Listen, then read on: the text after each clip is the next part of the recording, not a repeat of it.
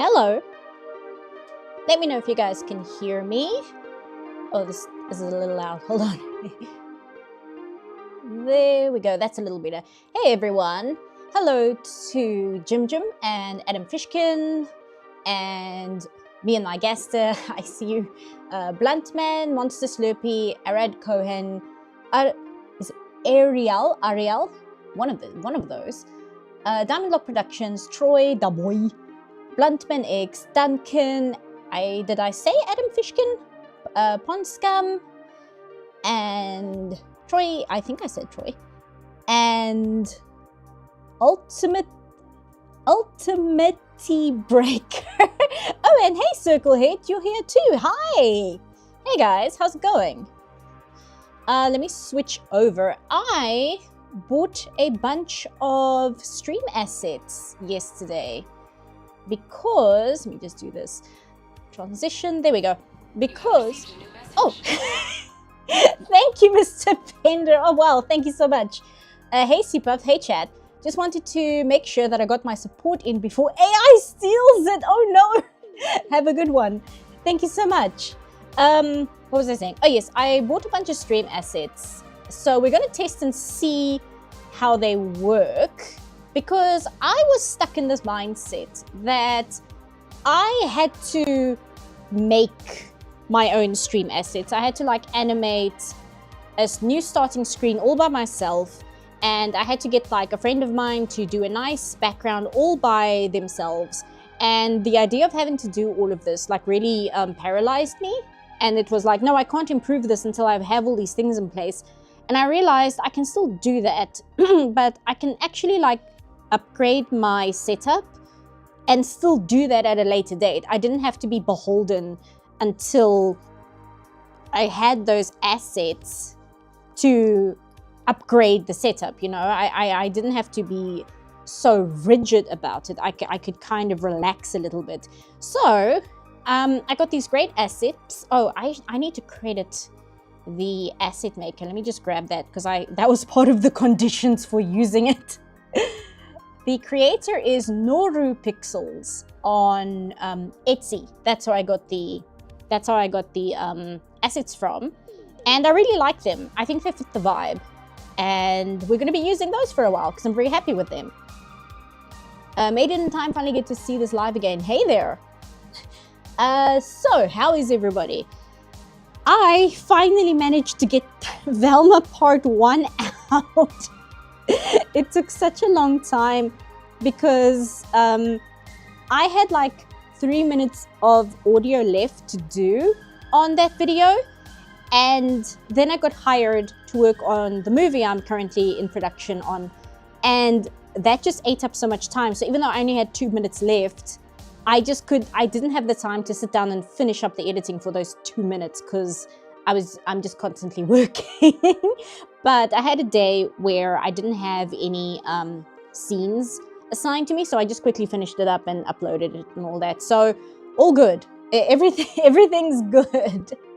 And surprisingly, despite being a WB project, I didn't really get claims on the video at all. I got one claim for using Every Sperm is Sacred from Monty Python, and I just edited that down to be shorter, and that was like the only problem. So that was I was so suspicious of that. Anytime something sneaks through on the copyright claim the first time, I get highly suspicious that they're like lulling me into a false sense of security. But hey everyone, before I go off and start talking about whatever, we need to decide on what we're drawing this month. Love you, Vilma. 2 part 1 video. Hope your sanity holds. Yeah, we'll see.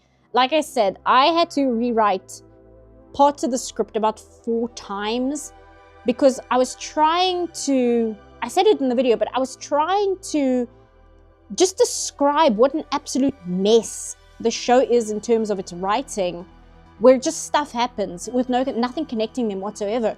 And I thought, okay, I'll just describe all the nonsense Fred goes through. And even doing that up until episode 7, I had to stop because it was taking so long just to describe what happens to Fred alone, that I was like, there's no way to do this. There's no way to try and communicate what a mess this show is in a way that's not going to completely like kneecap the video, you know? But anyway, so what are we drawing? How about Midna from Twilight Princess? We can do Midna. Her crown might be a bit of an issue because it's like made of stone and it's got quite a lot of angles, but I can give it my best attempt. I know last time I said I wanted to do Lilo and Stitch maybe, just to try and wash out the horrible aftertaste of the live action film. So that's also an option. Seapuff, do you have a favorite Pokemon? I do. I really like Ampharos and Drifloon. I really like Drifloon as well. But I think Ampharos is like top favorite. I'm at a tie between the Ralph Bakshi version of Frodo or Gon from Hunter x Hunter. Yeah, we talked about Gon last time as well, so that's like an option. Pauline, we drew Donkey Kong last time, so I was thinking maybe a different franchise. Although that is a good suggestion, I just think I want to vary it up a little bit. Lilo and Stitch sounds good. Did I see the live action Lilo and Stitch? I did not, because I always feel giving it any kind of attention is too much of an acknowledgement. You know what I mean? Like I'm giving it too much credit to even acknowledge that it's a movie. Oh hey, I see. Oh, Bender, thank you so much for gifting 20 memberships. Thank you. That's really, really, really generous of you. Lilo and Stitch is a good idea? Okay, let me grab that. Oh, we're gonna hear the ding for a while. Let me grab that like guide that Chris Sanders made when they were making the movie. Lilo and Stitch guide. Just grab that. Otherwise, the message is gonna go so long. Drawing Ampharos, we could do that as well. But I think, like I said, Lilo and Stitch, because we were all done like really, really horribly by the movie. Like there's a universal pain we all have to like get over because of the live action film. Okay, so here's this one which I want, so I'll just paste that here. And the other one I want is, where is Lilo? Lilo, where is your guide? Okay, that's that one. I mean, there's this one kind of, but that's not really a guide for Lilo. Ah, here we go, character sheet, perfect. Copy image, paste image, there we go, excellent. Lilo and Stitch by popular demand, yeah!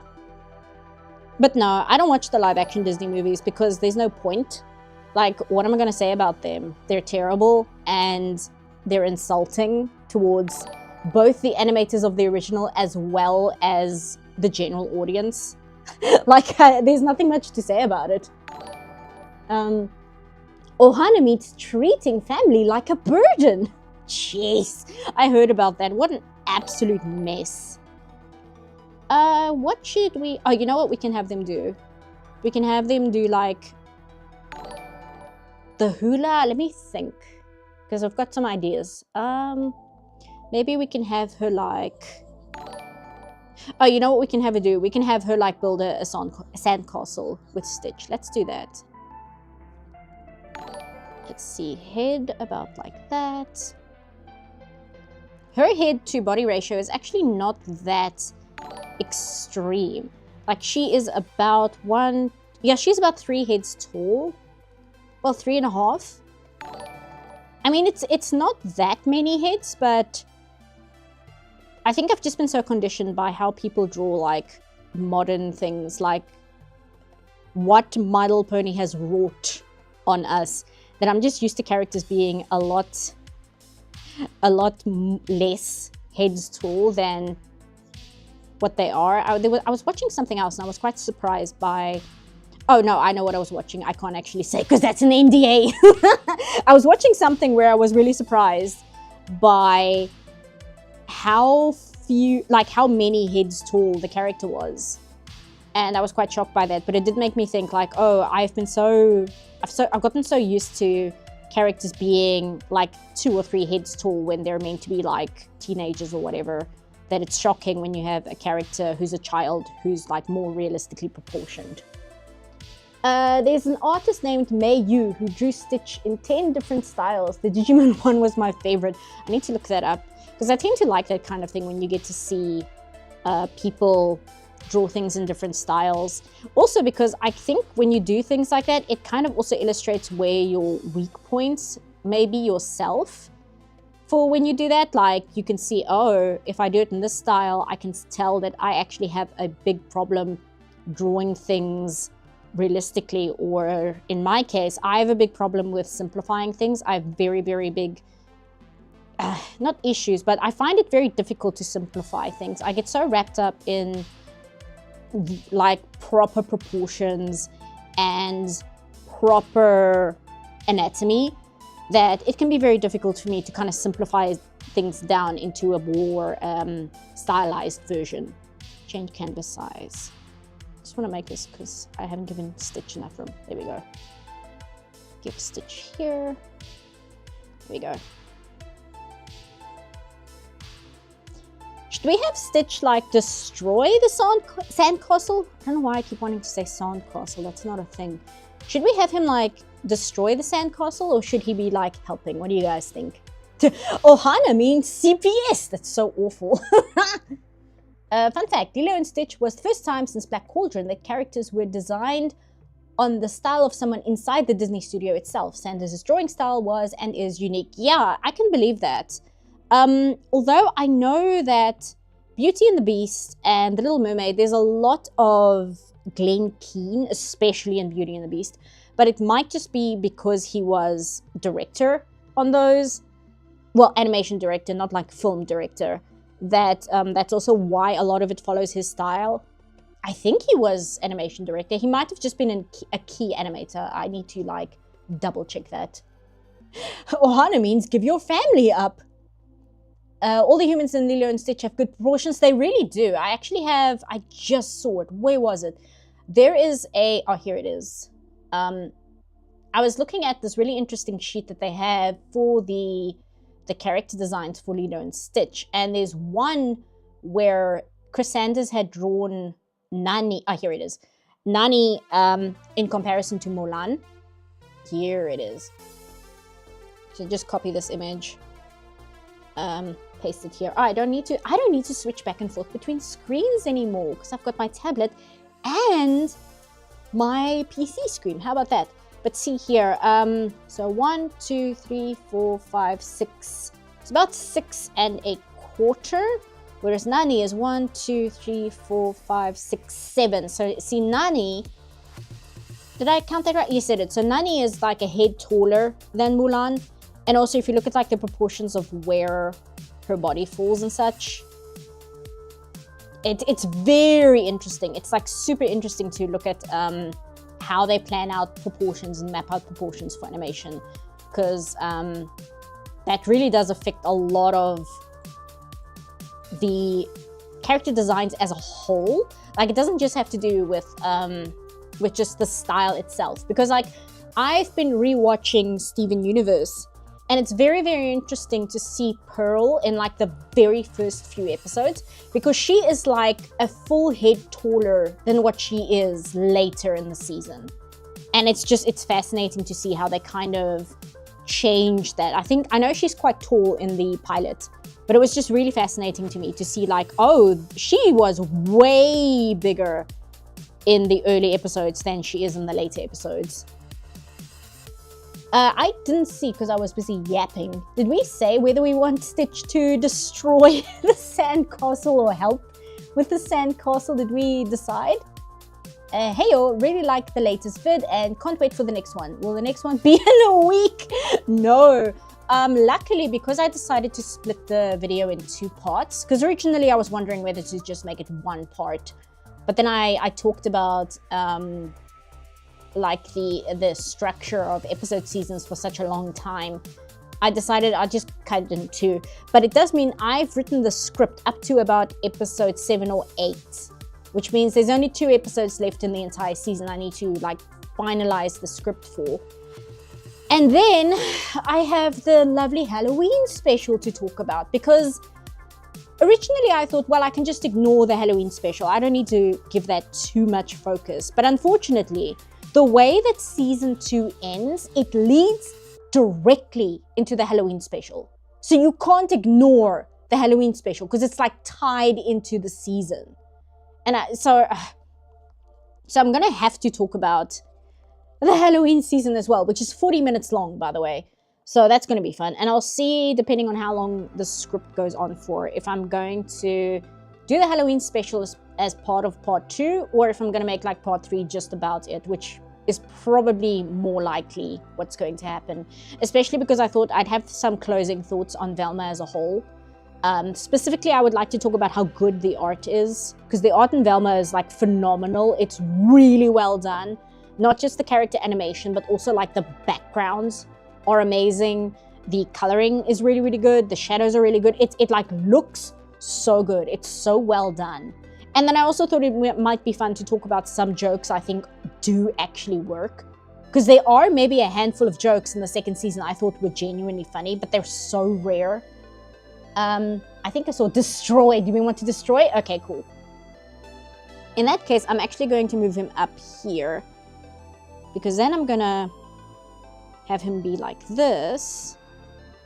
Brush, there we go. And we can have him, no, not that much. Have him look down here. Have him stand like this.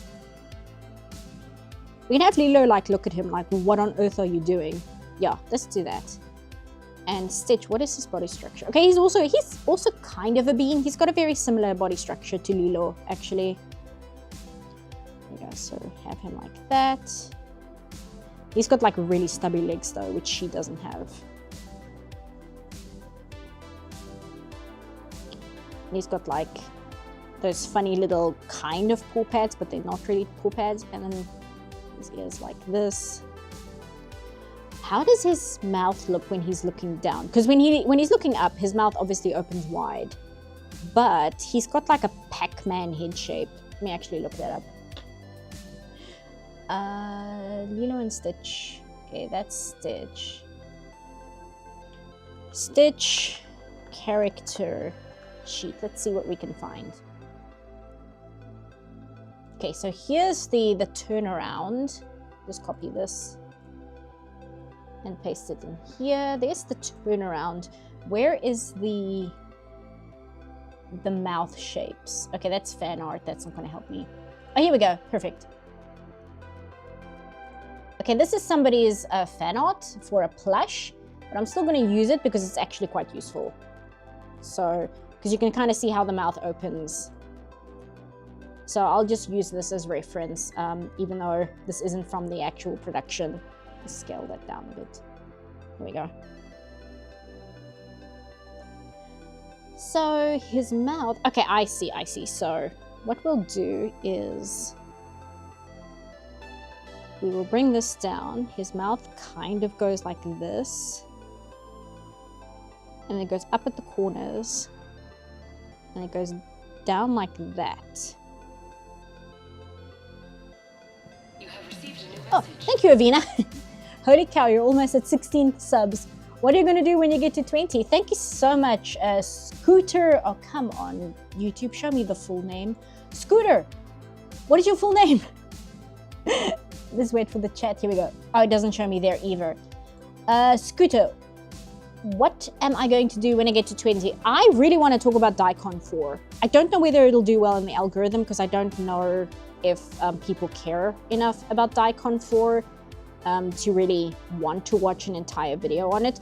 But I don't think I'll be able to get it monetized just because it has Electric Light Orchestra music in it, and there's absolutely no way to talk about Daikon 4 without showing the Electric Light Orchestra music. There's just no way to do that. So I thought maybe it would do well for like a milestone video, because then it's like, okay, well, it's fine if it doesn't get monetized, because it's like a thank you to people for subbing to me, so it's okay. And I mean, I'll link to like, you know, coffee and all those places, but it's just kind of a, you know, thanks for hanging out. Oh, speaking of which, I did want to say thank you very much to everybody for chipping in with the Patreon. It's absolutely not what I intended when I made that that community post about it. I was basically just making the community post to keep people informed as to what I'm thinking. But after I did so, a few people did actually chip in to the Patreon and pushed it over the goal to do the live stream. I am still going to do something about the live stream so they're not so reliant on Patreon. And what I was thinking I'll do is I'll do 2 streams a month from now on.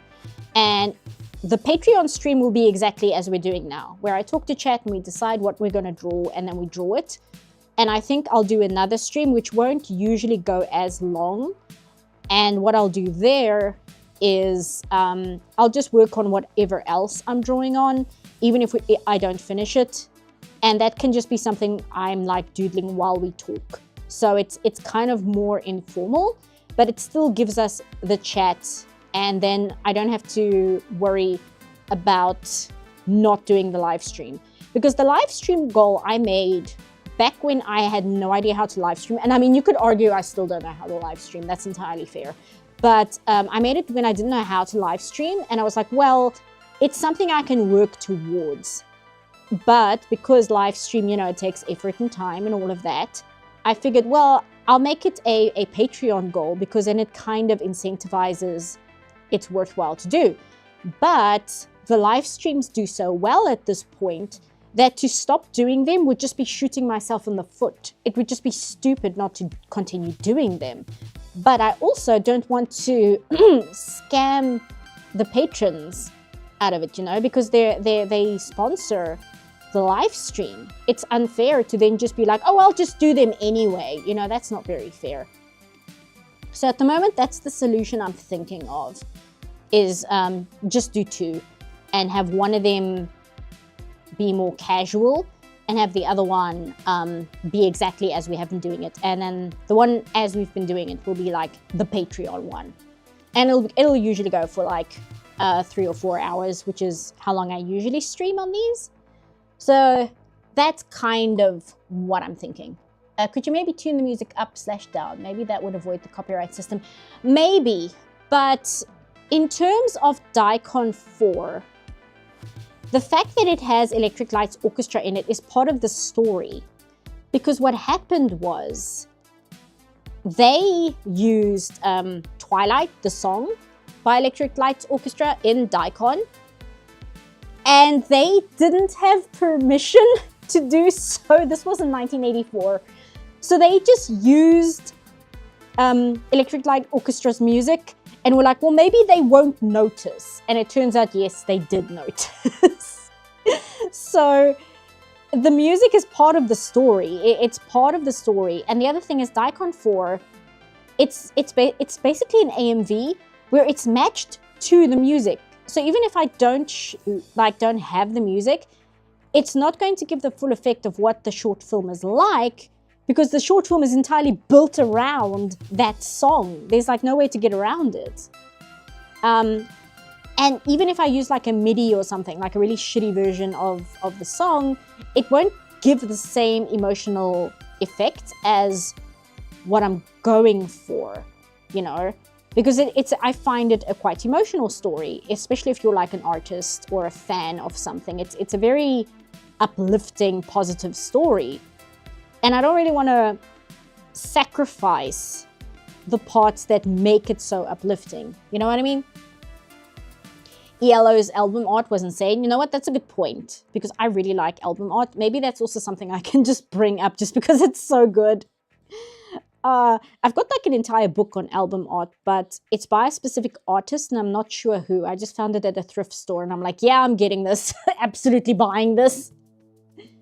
I chipped in to see the review early, but glad I could help with that too. Oh, thank you so much. Really, I really do appreciate it. And like I said, I am thinking of doing like the 2 streams thing.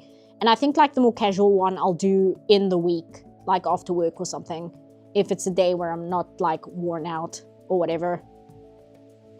But I'm glad you guys enjoyed the Velma video. I was getting some weird comments on it. But also I was telling myself, I am in the middle of production right now. So what we're doing in production is a lot of dailies and just going over the shots and what needs correcting and such. And obviously we do that every day. We go over the shots every single day and we get corrections on what to fix, which is fine because that's what animation is. It's making sure that the shots look right. And when there's a correction, I go, okay, and I correct the mistake or fix whatever that wasn't working.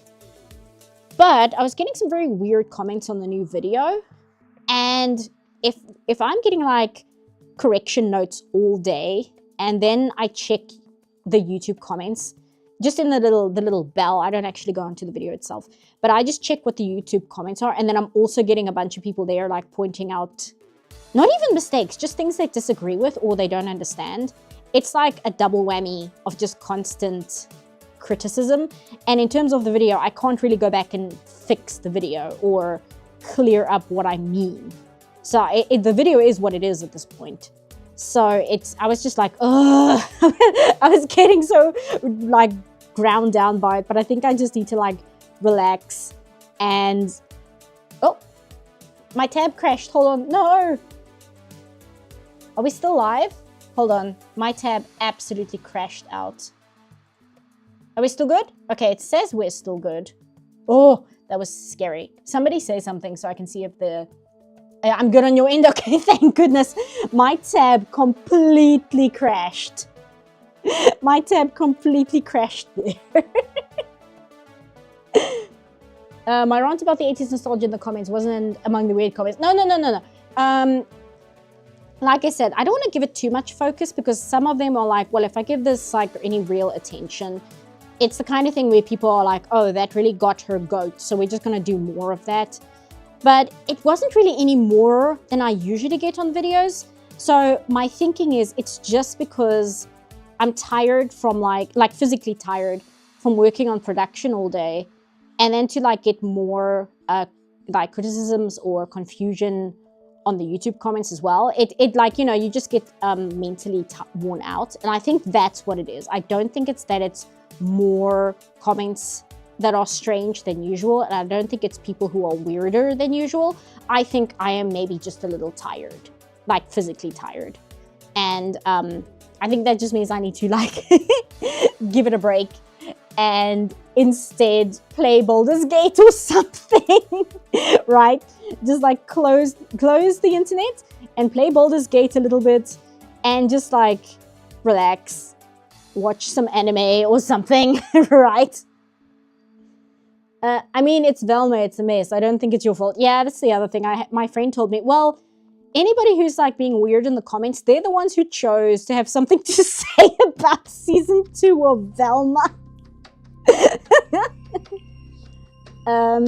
Give it a break and play Baldur's Gate. Advice of the century. Yeah, I mean, it's good advice. Like I said, I'm trying to figure out how to draw this asshole's head shape. And don't compliment me on these because I'm actually just I'm tracing over the game models because I can't figure out this guy's head shape. It's very, very strange. Somebody said it's like a tricorn hat, and I suppose that's true. It's an extremely weird head shape. So I'm just doing a bunch of trace overs to try and figure out if I can figure out how does your head work? Like, what is going on? You have received a new Oh, thank you, Abina. So in Sailor Moon, did Ami have a crush on Makoto? Possibly. I don't know if she had a crush, But there was definitely like some level of shipping going on there. If you're talking about, I assume you're talking about the anime, because it's usually just the anime people talk about. In the live action one, she absolutely had a crush on Usagi. Like, it is blatant in the live action show, to the point where the actresses were even talking about it in behind the scenes footage, which is really funny. What was the weirdest comment? Somebody said to me, and again, do I even want to give it attention? Do I want to give it attention? That's the big question, right? But it was somebody who had like an issue that I was on, like I had a link to my Blue Sky account in my banner. Like somebody was really upset about that. That was the weirdest one. Again, I'm not going to go too deeply into it, but I was just like, what are you talking about?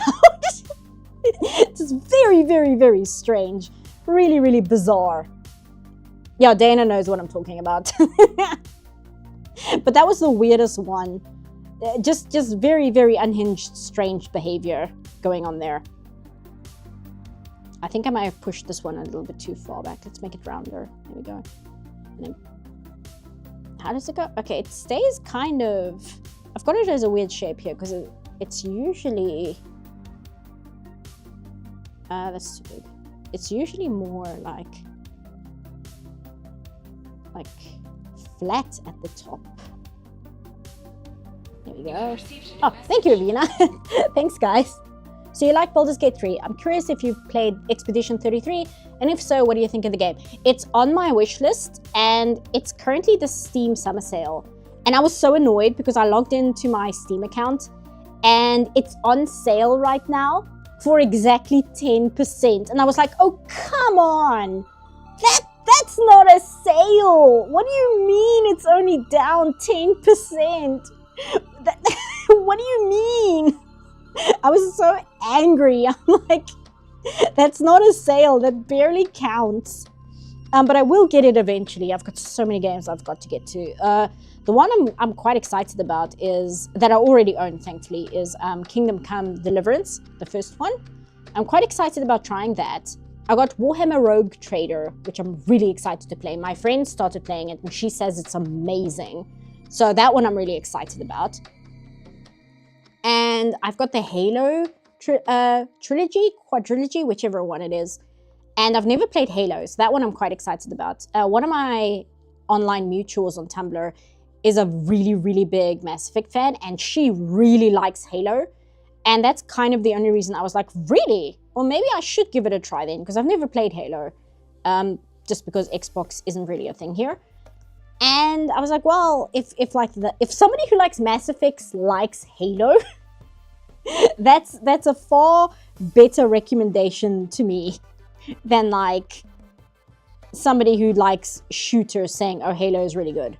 Because I'm not particularly interested in like the multiplayer scene, because I've never really been a multiplayer person. I'm not competitive enough for them. Like, I am super non-competitive. I just don't have a competitive bone in my body, quite frankly. Rogue Trader, I've been looking to get that too. Been wanting to expand my lore horizons beyond my orcs. Not sure what you mean by orcs, but yeah, I'm quite excited about that one. Anyone here play Mind's Eye? I have not, but I've seen a lot of YouTube videos recommended to me talking about it being very bad, apparently. So that's what I saw, but I don't know anything about it myself. His ears are a lot rounder than I expected. And like in my memory, his ears are very thin, but I guess they're actually quite round. Like maybe even rounder than this. Yeah, kind of like that, I guess. I wonder what the ears are modeled on. I know that he himself, he kind of reminds me of a Boston Terrier, is what I always think of when I think of Stitch. But I wonder if the ears are like specifically designed to resemble like a deer or something. I wonder if there's like some influence there. And it's not something I can like go to Chris Sanders and be like, hey, can I ask you a question? Here we go. Do this. maybe bring this in a little bit more. And then this, see, usually his ear, they kind of point outwards, but I wonder if they should like point forwards here because he's kind of focusing on the castle that he's destroying. Maybe. He's got a little chip at the bottom here. There we go. Really speaking my language, I'm not competitive at all. I barely play FPS games because of that. Only Halo for the stories. And Deep Rock because you aren't competing with other players. Yeah, like back in the day with Mass Effect, EA did an EA when the third game came out. And the only way to get like the proper quote unquote like canon ending, which is the synthesized ending, you had to play the multiplayer. There was like, it was like built in that if you did not play the multiplayer, you didn't have enough war assets to get like the synthesized ending, which is really, really shitty, quite frankly. But thankfully, the Mass Effect multiplayer was co-op. There was no competitiveness with the Mass Effect multiplayer, because what it basically was is you and I think four or six, but I think it was four other players would have to like survive like enemy waves, if you know what I mean. I think that's what one calls it, right? Like a wave assault thing where you just have to survive like 5 waves of Reaper enemies, and that was basically it. And you just you took a role within the squad. There we go, that's what it is. You took a role within the squad and you helped keep other players alive, and you fought the Reapers, and that was the Mass Effect multiplayer, and it was fun. I do think it was fun, but it was just really annoying that there was absolutely no way to get like the quote unquote good ending without actually playing the multiplayer. It was an EA thing to do, because that was the time when the video game industry as a whole, they didn't want people to play multiplayer, to play single player games anymore. They decided that they didn't want people to play single player. So they really tried to push this idea that single player games are dead. Nobody wants single player games anymore. And what it basically boiled down to is they saw the Call of Duty market, and they really, really wanted the Call of Duty market. So they were making like everything. They tried to like push multiplayer into everything. And I think that's also what killed Dead Space 3. Because I think Dead Space 3 was also like, what's the word? Mandatory co-op. Like you couldn't play Dead Space 3 on its own. You had to play it co-op. I remember that being a thing. I didn't play Dead Space myself because I'm a baby. I don't do well with horror games. I can watch other people play them fine, but to like play them myself, I'm not very good at handling them. It's scary. I mean to say I've been hyper-fixating on orc lore specifically for the longest time. Oh, okay, I see.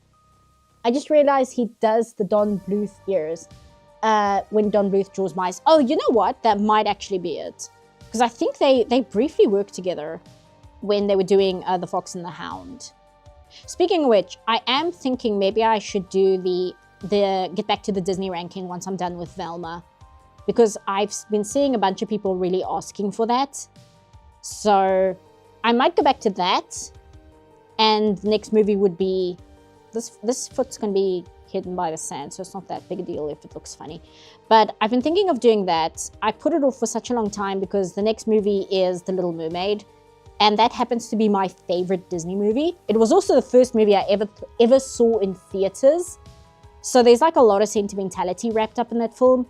And it's like, I get overwhelmed by how much information I'm going to have to go over with it. Not just because of my personal feelings, but also because of how important that movie was for Disney as a whole. Like, the only reason the Disney Renaissance happened was because of The Little Mermaid. That, like, the importance of that movie cannot be overstated. And I got really, really overwhelmed just kind of thinking of all the information and research I'm going to have to do to, like, do it justice. Because this is what happened. I was thinking I'm going to do a fun little Disney ranking like Alice Mark, like Just Stop, like some of the other cartoon YouTubers. And it's going to be fun. and I'll just give some thoughts on Disney movies and then move on. And then, as usual, I over-research these things, and I get way too passionate about the subject matter. So then I like start talking about the history of the company and the people involved, and like all this extra historic information. And then I like completely overwhelm myself with everything I want to talk about. So similar problem with The Little Mermaid. There's so much information to go over with that film. Can't wait to hear your take on my favorite Disney movie, The Great Mouse Detective. Oh yes, did I not cover that yet? No, I did cover that, did I not? Because the next movie is definitely The Little Mermaid, and I think I finished off with Oliver and Company.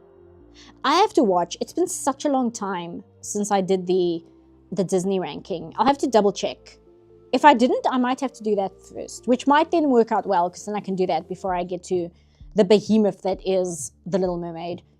Because I want to watch the documentary on Howard Ashburn, and there's like a bunch of essays and documentaries and things I want to go through when I get to The Little Mermaid. Because I was also thinking if I should do a comparison between the live-action Snow White and just the nightmare that was making the original.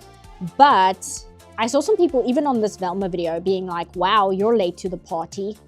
And because it takes me so long to like get to things, it makes me wonder, is it worth my time to really talk about the live-action Snow White in like a year or two's time, just because of how much time it takes me to script these things and research these things and stuff like that. So I'm not sure. I'm not sure if I'm really going to go with that idea, especially because I've been wanting to talk about something like Hazbin Hotel for years, because I still haven't watched Hazbin Hotel, because it's not something that like personally appeals to me. But because there's like all this like weird drama involved with it, and people have like all these like strange opinions on it, I would like to do what I did with High Guardian Spice, where I just sit down and watch the show and give opinions on it as a show and like how it's made. Because I see people talk about Hazbin Hotel and all they talk about is like the drama side of it, and like Viv herself, Viv, whatever she's going by these days. I didn't mean that disparagingly. I meant like, I don't know if it's Viv, if it's Vivzy Pops, if it's Vivs. I'm not too sure, because again, I don't keep up with things like that. But I would like to just watch Hazbin Hotel and be like, okay, well, what is the show actually like though? Like, if you just watch the show in a bubble, what is it like? So that's kind of what I'm wondering. Because I just think I think it would be an interesting topic to discuss, especially as this strange. It's weird because it's like an auteur project, but then at the same time, it's not an indie animation. So it needs to be beholden to things that you do with like a proper production, right? Because if it's an indie thing, like I won't cover Hell of a Boss, because there's no point. Hell of a Boss is an indie show, and if you do an indie show, you can do whatever the hell you want. The only person you are answering to is yourself. And if people don't like it, whatever, it's a piece of indie animation. You know, it's for a very, very specific, not even gold, it's just the mindset around it is very, very different than a production made for streaming, if you know what I mean. But it still has this very strange auteur design and way of writing to it, from what I hear. Like, it doesn't look like a professional production, for better or worse. It doesn't look like this professional production that was made, a corporate, that's the word I'm looking for. It doesn't look like this big corporate thing that was designed specifically to appeal to people. It looks like an auteur project, for better or worse. And I just think that's very interesting. I think that's a very interesting topic to talk about at all. And that's just, I think it would be fun to talk about. And also, I like musicals. I really like musicals, so I thought, well, maybe that would also be fun, because as somebody who just enjoys music and stuff, I can kind of talk about that. I think I kind of gave that away with the Velma review, that I really like musicals. I understand why some people don't, and that's fine. But it would also be interesting to look at it from that angle. But again, I'm not like a band kid or anything. I don't have any actual education on musicals, just as somebody who likes them, right? Isn't the studio that makes Hazbin Hotel an India studio though? It is, but I mean, it was, oh, this is on the wrong layer. Okay, whatever, it's fine. But they were contracted to make it like for Amazon or something. I'll have to look into that. But essentially, it's being handled like a professional production for streaming. It's not being handled by an indie studio releasing it on their YouTube channel, right? That's what like the big difference is in my head, at least. Which might also be a subject in of itself. Like, how does one identify something as a piece of indie animation? Like, that's an entire discussion one can have as well. It's like, at what point does this stop being... where is Lilo? Did I accidentally lower the opacity? Hold on. At what point does something stop being a piece of indie animation and start being... Oh, I see. And start being a professional product? And again, there's an entire discussion one can have about that. There we go. Fixed. I mean, didn't Hazbin Hotel have funding from Amazon, I think? So that's kind of not makes it indie, or that's how other people put it, I think. Exactly. Because you've got funding from a client. So now you have to function as a professional studio, which functions very, very differently than an indie studio. There is a level of professionalism that is required if you are working as a professional studio. Otherwise, things don't function. And I say this as somebody who's worked at a variety of studios in terms of like professionalism. And working on a studio that isn't professional sucks. It sucks so much working for a studio that just does not have professionalism. I don't have a picture of Lilo in like profile. I might have to grab that quickly. Let me grab that. Lilo. This is, here we go. This is what I want. Not link, copy image. Copy image. No, that's not what I wanted. Oh well. There we go. Back to live stream. And now they're both owned with Amazon and are able to share universes and characters. Oh, really? Did Hell of Boss get like picked up as well? I didn't know that. When Viv made the Kesha video, that's indie. Yeah, I wouldn't know if I would even call that like an indie cartoon. I would call that somebody's like project, right? It's just like one person making a project. See, with the internet and things, those terms of like professionalism and things, the lines get extremely blurred. That's the other thing. And again, there's an entire discussion we can have about that. Just flip this horizontal, because I need to see what she looks like when she faces the other way. There we go. Let's see. Oh, she doesn't actually have like the Cal Arts face shape. She is basically just like a circle. That's interesting. There we go. I'd argue otherwise. Even if you're indie, everyone still has to be professional for the project to reach the finish line. This is true. And in a perfect world, that is how it would go. But there are certain levels, there are certain cases where people, in the way they communicate with each other while they're in production, is just a lot more casual. And it seems fine. It's like, oh, we're a casual environment. We're a lot more casual with how we talk to each other and communicate during the production. And that it's fine until it's not. That's the problem. It's fine until you need to like lock in. And then it stops being fine. And then you have people who don't really know how to communicate professionally outside of that. So then they try and communicate professionally in a way that they think is how you talk when you're talking professional. But it just comes across as condescending. You know what I mean? Like it starts feeling like you're condescending to your employees or the people working on you in a project. And then that starts ruffling feathers, and then people get like bad attitudes. Again, it's a very, very tricky balance to get right. And this is why I don't like and don't want to be in like a position that has to like monitor and handle people below me in like in the hierarchy. I don't want it and I don't like it. I'm not interested because I just don't have the personality for it, and it just sounds like a massive headache. I want to move this up a little bit. There we go. So I can give her mouth a little bit more room.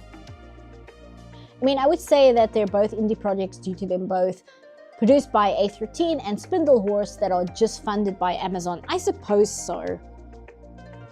But no, I wouldn't, because indie, it means independent. It means independently made.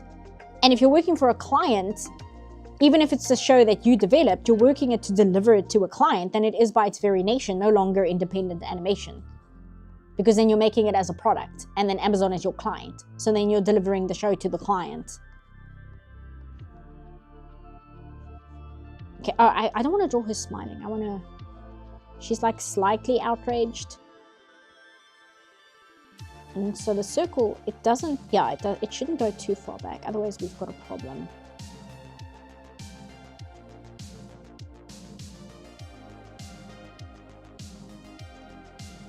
I wonder... I should have maybe grabbed a screenshot. I'm like wondering how much definition did they give her lips and such when they draw her this far. Yeah, maybe this works. Maybe if I do it like this, we can do this like this. Kind of like that. And that kind of works. I might have to push this a little bit forward because this feels a little far back. I'll see how that goes. And I must be careful not to draw her eyes too big, because I always draw characters' eyes like several times larger than they're meant to be. And you'd think that's like an anime influence. You'd think that's like, oh, well, you obviously grew up drawing anime in your sketchbook in high school. It's like, no, I was a massive fan of Ratchet and Clank. I still am. But oh, thank you, Ravina. I learned how to draw by copying the character design from the original Ratchet and Clank 2D animated commercial, and Ratchet's eyes are enormous. That's why my eyes are always so big. How long was Akio taking advantage of Toga for? Oh, that is a question and a half. Because the timeline of Utena itself is weird, because it's like unclear how literal we should take how long characters have been there for. Because there's all this talk about a repeating pattern that just keeps going and going and going, and things that have been that way for like years and years, but then all the characters have been there for a while, and it's not entirely clear, like, is this metaphor? Well, it's always metaphor. Everything in Utena is metaphor.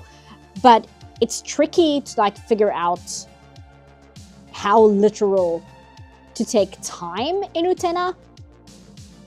So the only way to answer that is, how long has Akio been taking advantage of Toga is forever. That is the only answer one can like give to that.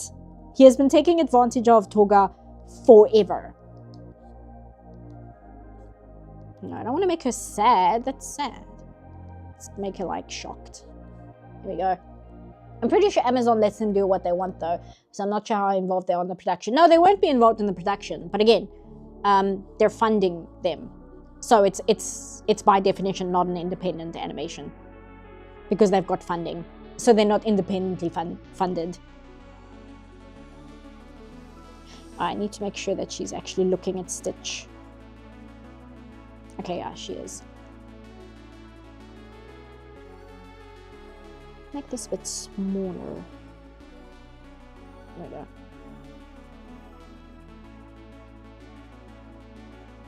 She actually, I know she has like, it almost like she has completely black eyes in the actual show, but I see she's got like a double line here, which is interesting. Then she's got like a shadow that goes there. And then her cheeks go there. And then we'll give her some more eyelashes. I figured he started when Toga was Utena's age, but that's worse. Yeah, it's like I said, the time in Revolutionary Girl Utena is very strange, like how it works. in that it's purposefully ambiguous and that we don't understand it. Because again, the show is everything is a metaphor. So when the show says that this is the way things have been for years, or that certain characters age and certain characters don't, it's more that it's a metaphor for something else than it is to be something that we should be taking literally. But then sometimes we should be taking it literally, and the show is very ambiguous as to which is which, like on purpose. So a question like, how long has Akio been taking advantage of Toga? The answer is forever. Because that's the only answer that really makes sense, even though it doesn't answer the question. Because she does have a neck. Her neck is quite stubby though. I'm just going to move her up a little bit. Is her head too big? No, her head's fine. Nanami, best girl. Nanami is best girl.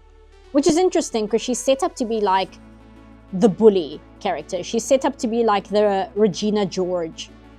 It is Regina George, right? Yes. Of the show. She's set up to be the bitchy bully who gets her comeuppance.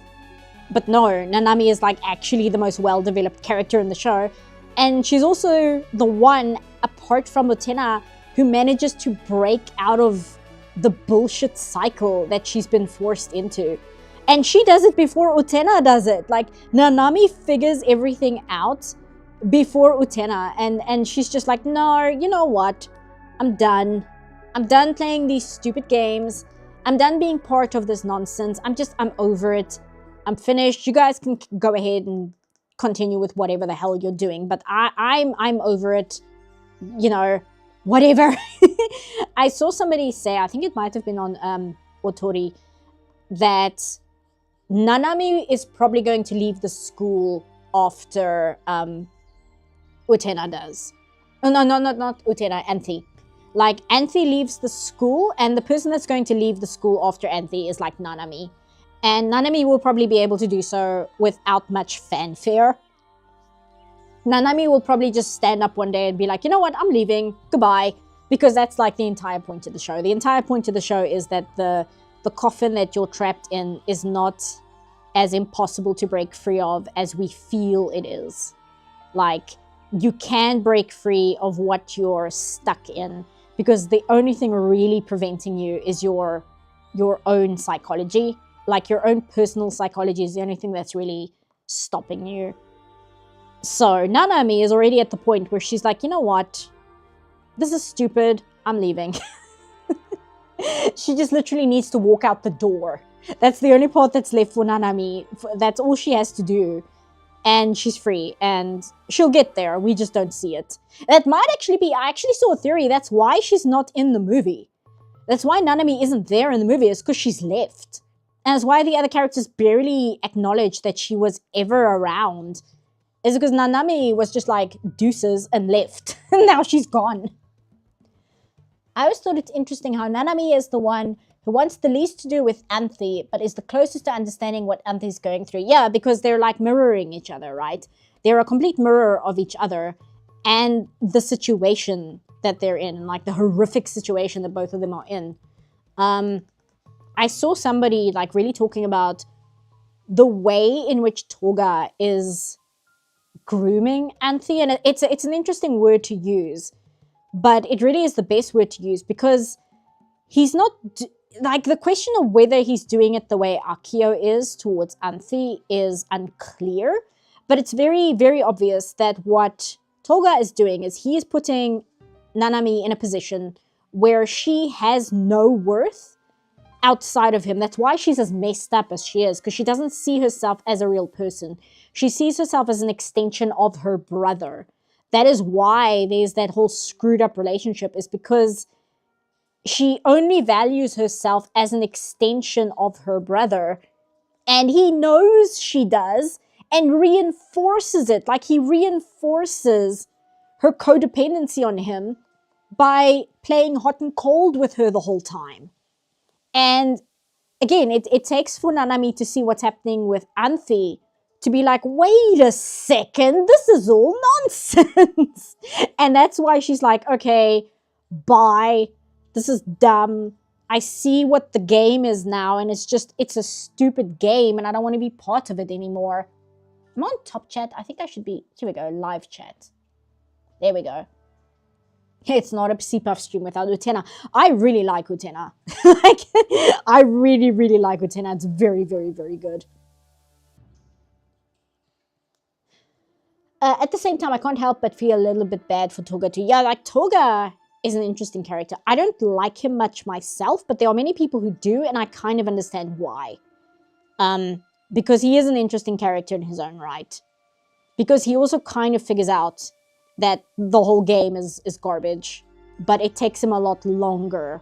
And even then, it's a little unclear whether he really figures it out, because he still kind of tries to play into the stereotype he wants to represent in Utena's life. And that's kind of why I think he's also stuck in the school for a little while. I don't think Toga is going to be able to leave the school for a while yet. Here's a fun question. If you had to pick, what would be your top 3 animes in order? I did have a anime list on my channel. Like I said, Sailor Moon and Utena. Utena is number 1. Sailor Moon's probably number 2. Number 3 is Lupin the Third, specifically part 2 from the 70s. But that's like the set in stone one, right? That's the one where it's like, all those anime are not really going to move from those positions. So one has to think, okay, well, what's my favorite at the moment? Because those tend to shift around. It's like, oh, well, these are the ones that are my favorite at the moment. These are the ones I like right now. And that's always like a fun game, because those change all the time. So it's just more interesting to be like, oh, well, I'm really into this at the moment. Whereas like Utena is never going to move from spot 1, and Sailor Moon is never going to move from spot 2. That's just where they're stuck. They're so cemented into those positions.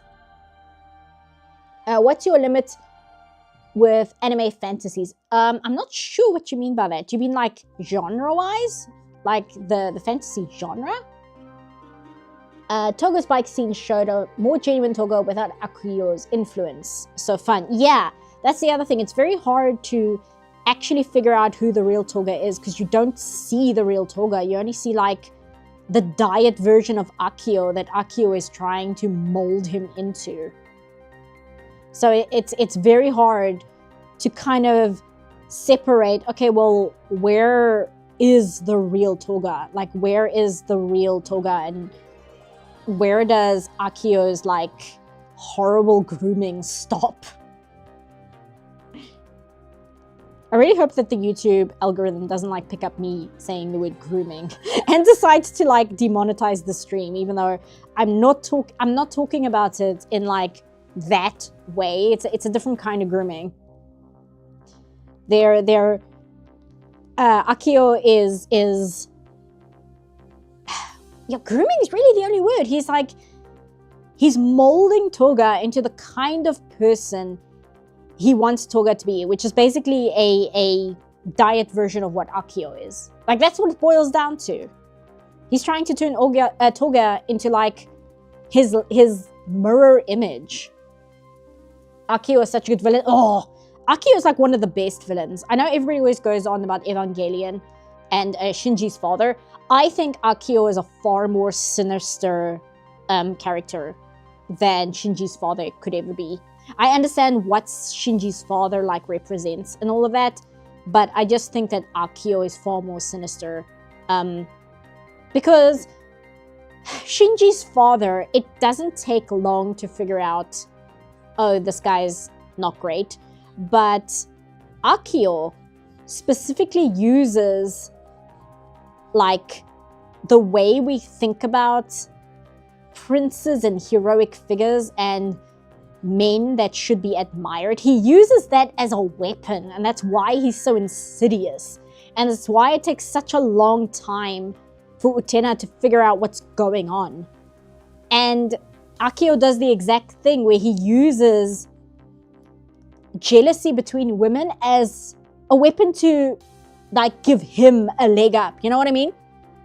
And that like ties into that whole thing of like, oh, when a woman finds out her man is cheating on her, she attacks the other women. She doesn't attack the man so much. It's usually, oh, the other woman is the hussy who lured my man away. And that's like the kind of thing that Akio specifically targets.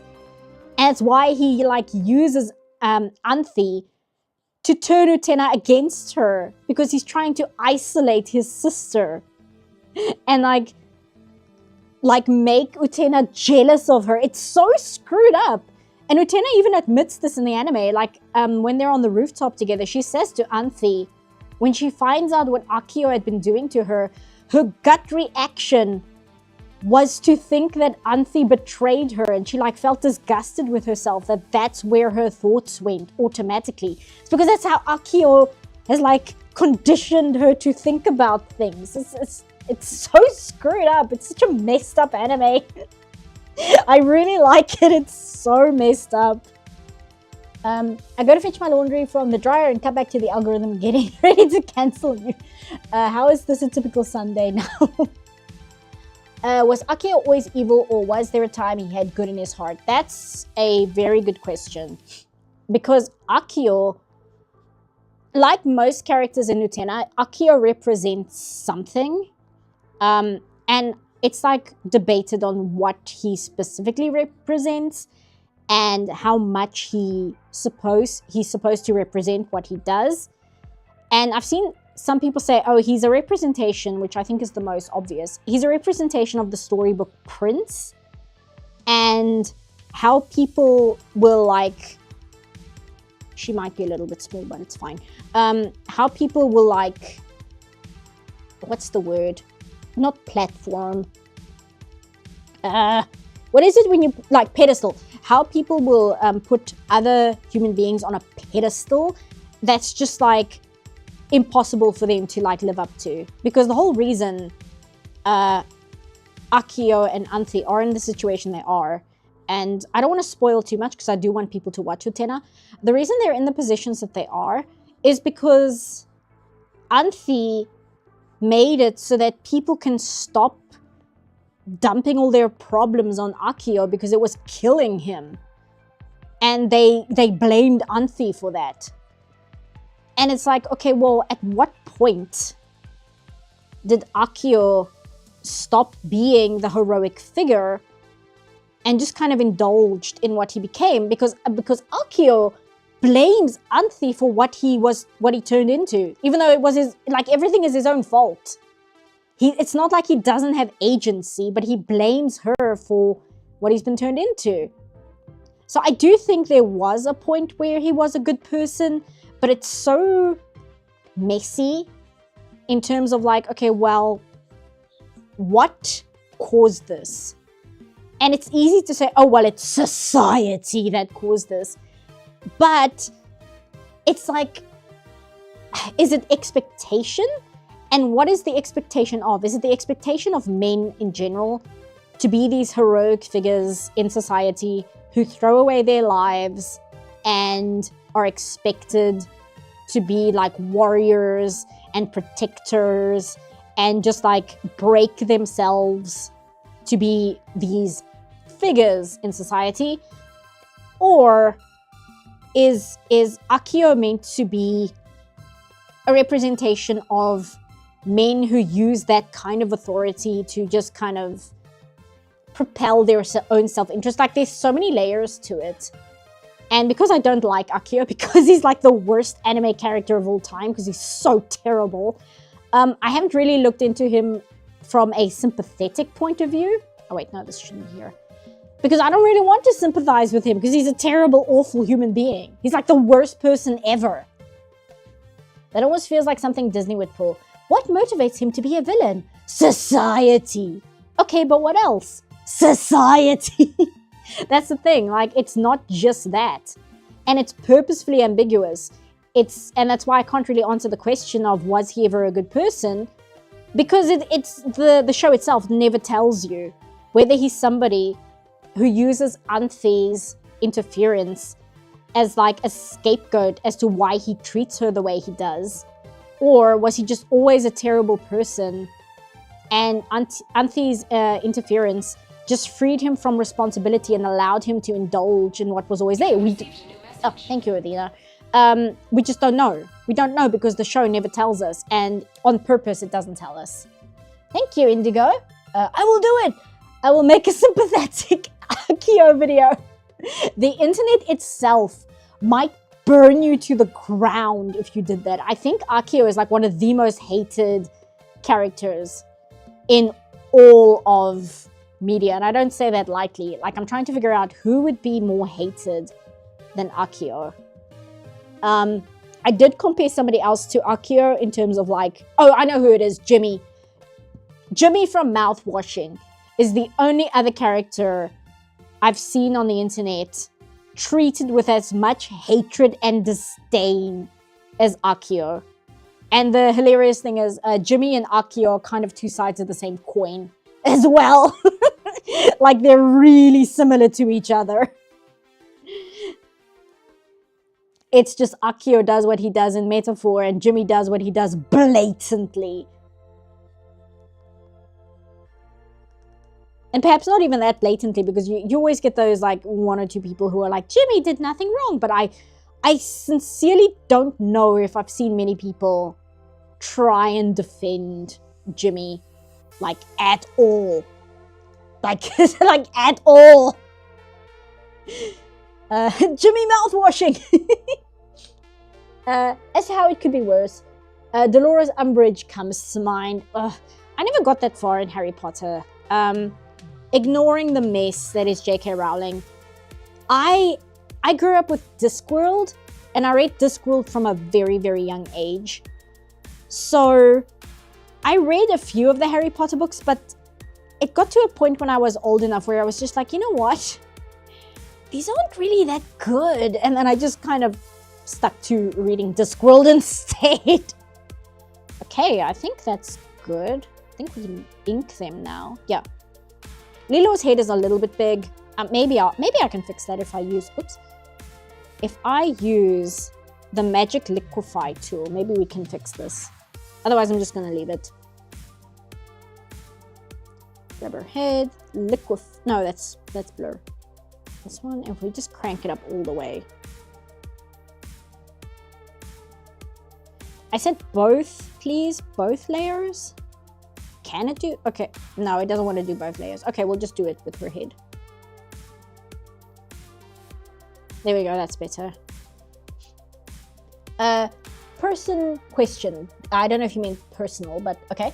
Do you think there's a similarity between Movie Sonic and Stitch? I don't say that to say Movie Sonic is ripping off Lilo and Stitch, but the similarities are quite neat.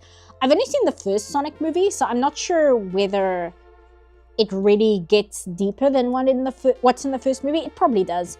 But I don't think so, because Lilo and Stitch, their dynamic is so deeply entrenched in what the writing of the movie is in Lilo and Stitch, and like how they reflect each other, that I think you can't really duplicate that unless, well, I was going to say unless you just remake Lilo and Stitch, but apparently you can't even do that when you remake Lilo and Stitch. So,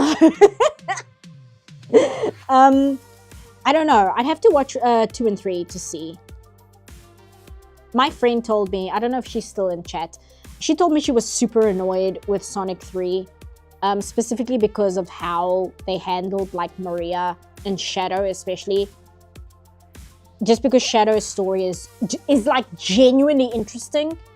Like, it's Sonic, it's not known for being this amazing piece of writing, but Shadow as a character is genuinely well written and interesting and like fascinating to dig into just as a character. I was watching the prologue animation. I might have mentioned this before. I was watching the prologue animation for the Shadows Generation DLC, and like just the acting and like the final part of that prologue is so interesting from a character writing point of view. Just like small little details. I'm like, you know what? He's like genuinely a really interesting, well thought out character. And you can make the joke, which I often do, that he's like furry Vegeta, which he is. Let's be real. A lot of Sonic is just Dragon Ball Z. Like, that's just what it's just what Sonic is. But Shadow, despite being like furry Vegeta, has enough of his own story going on where he's just like a fascinating character. And I think a lot of it, I mean, I knew it, but it didn't really click in my head until I watched Snapcube play Shadow Generations. Like, just how interesting he is, because he's not like a hedgehog. He's a weird eldritch space horror that's like in the shape of a creature that he isn't. Like, he's not even what he appears to be. And like, his true form is like this entire question. And like I said, it's all wrapped up into like just be the playback, because it says the stream is still healthy, so I'm fine. Oh, connection issues? Okay, hold on. Time. Stitch. Yeah, error. Come on, you can do it. Yeah, I see I keep freezing. We'll just let it sort itself out. My internet has been spotty all week, so it'll like dip for a few minutes and then it'll come back. So hopefully it'll just come back and I don't have to restart.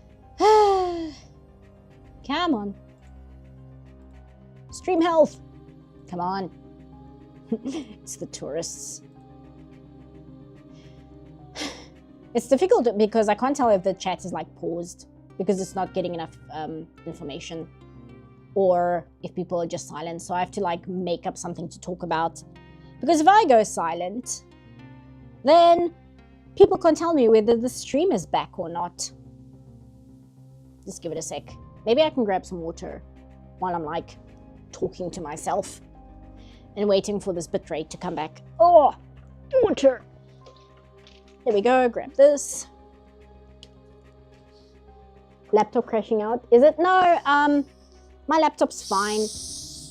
Sorry, it's my bottled water. Ah, I saw it move. I saw it move.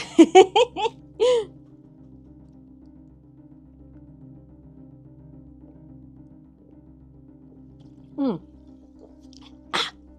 There we go. But no, I'm streaming again. I don't know if you guys can hear me. Just giving it a second for it to come back. I'm streaming from the PC. It's literally just the internet. I'm streaming through Wi-Fi, and I know it's better to stream through Ethernet, but the Ethernet's in the other room, and we can't like run a cable from one side of the house to the other. And I'm still on low latency, so I can't really fix that. Oh, hold on. Give me a sec. I just want to sneeze.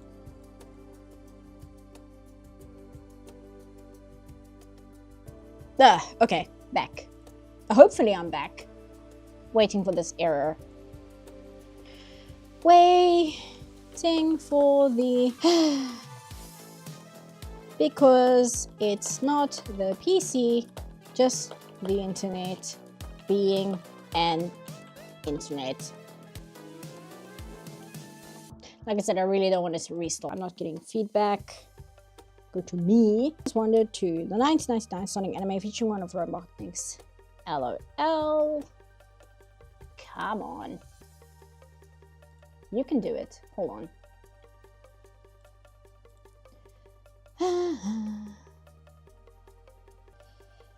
Can you hear me? I'm just like, it revives spirits of the earth.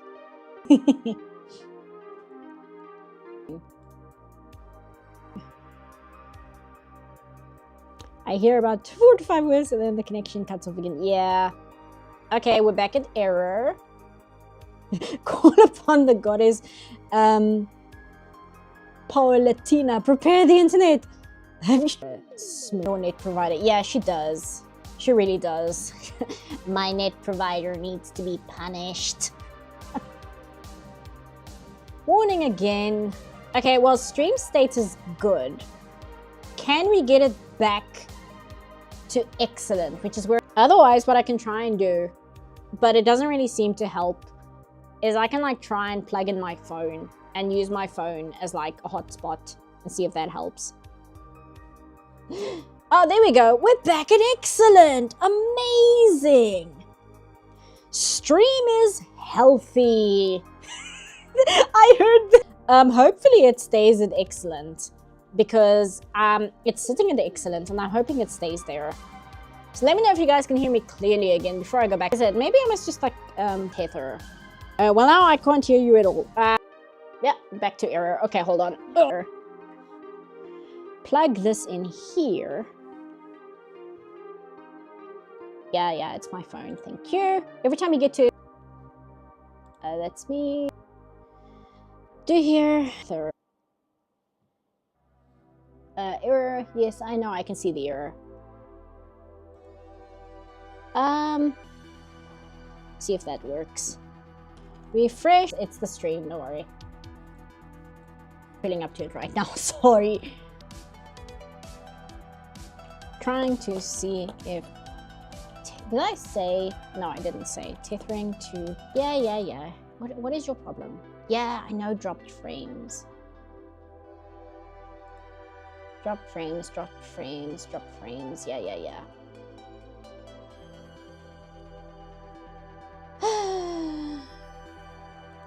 Refreshing the stream. Which might help. Let's try it. Okay, error again. Hold on. Let's go here. Is there a way to just like refresh? Oops. No, I don't want to do that. Edit, live chat, stream health, error. See, I don't want to just click in stream. That's the problem.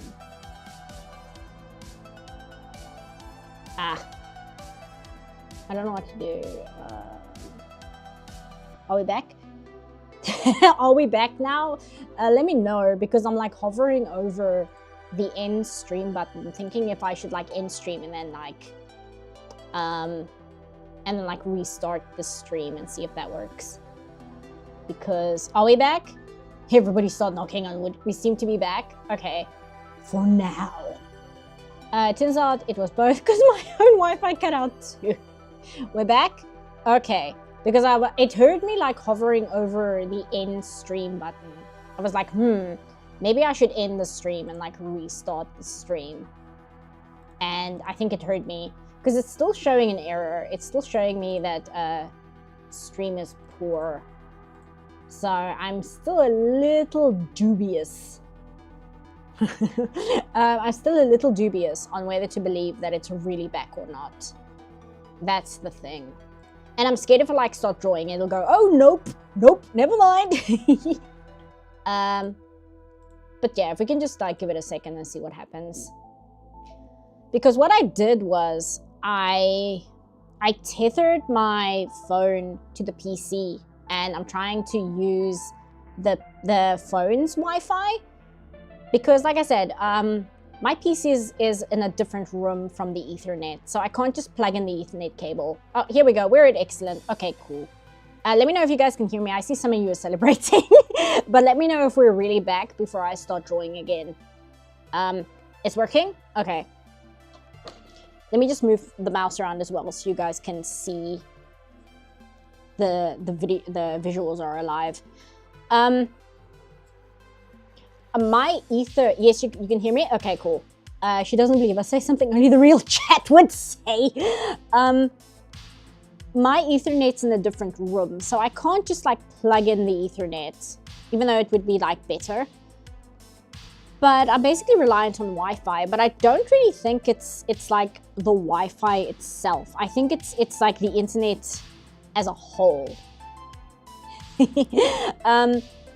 Because it affects like both my phone and my laptop and my PC.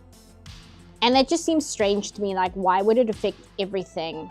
And you might say, oh, it's a Wi-Fi thing, but the thing is, it can't be like a glitched signal or something, because why would it glitch the exact same way for everything? I don't know. I'm not very like good with technical stuff. No, but I mean, I'm not very good with like the hardware side of things, if that makes sense. Like it's kind of a blind spot for me in general. The fitness gram pacer test is a multi-stage. Anyway, what were we talking about? We were talking about something, but it was so long ago, I no longer remember. Like I said, Let me know if everything's like working. Because also the thing is, right? Did talking about Akio kill the strain? You know what? That sounds like a good idea. Let's blame all the technical issues on Akio, because it might as well have been him. He's done everything else wrong in his life. Oh, we were talking about Shadow. Right. I was just saying he's like he's a genuinely interesting character, and he's like really fascinating. But like a lot of Sonic things, he's not like used to his full potential. And I think it was the Shadow Generations DLC, which made me like really click a lot of interesting things about his characters that you just don't think about.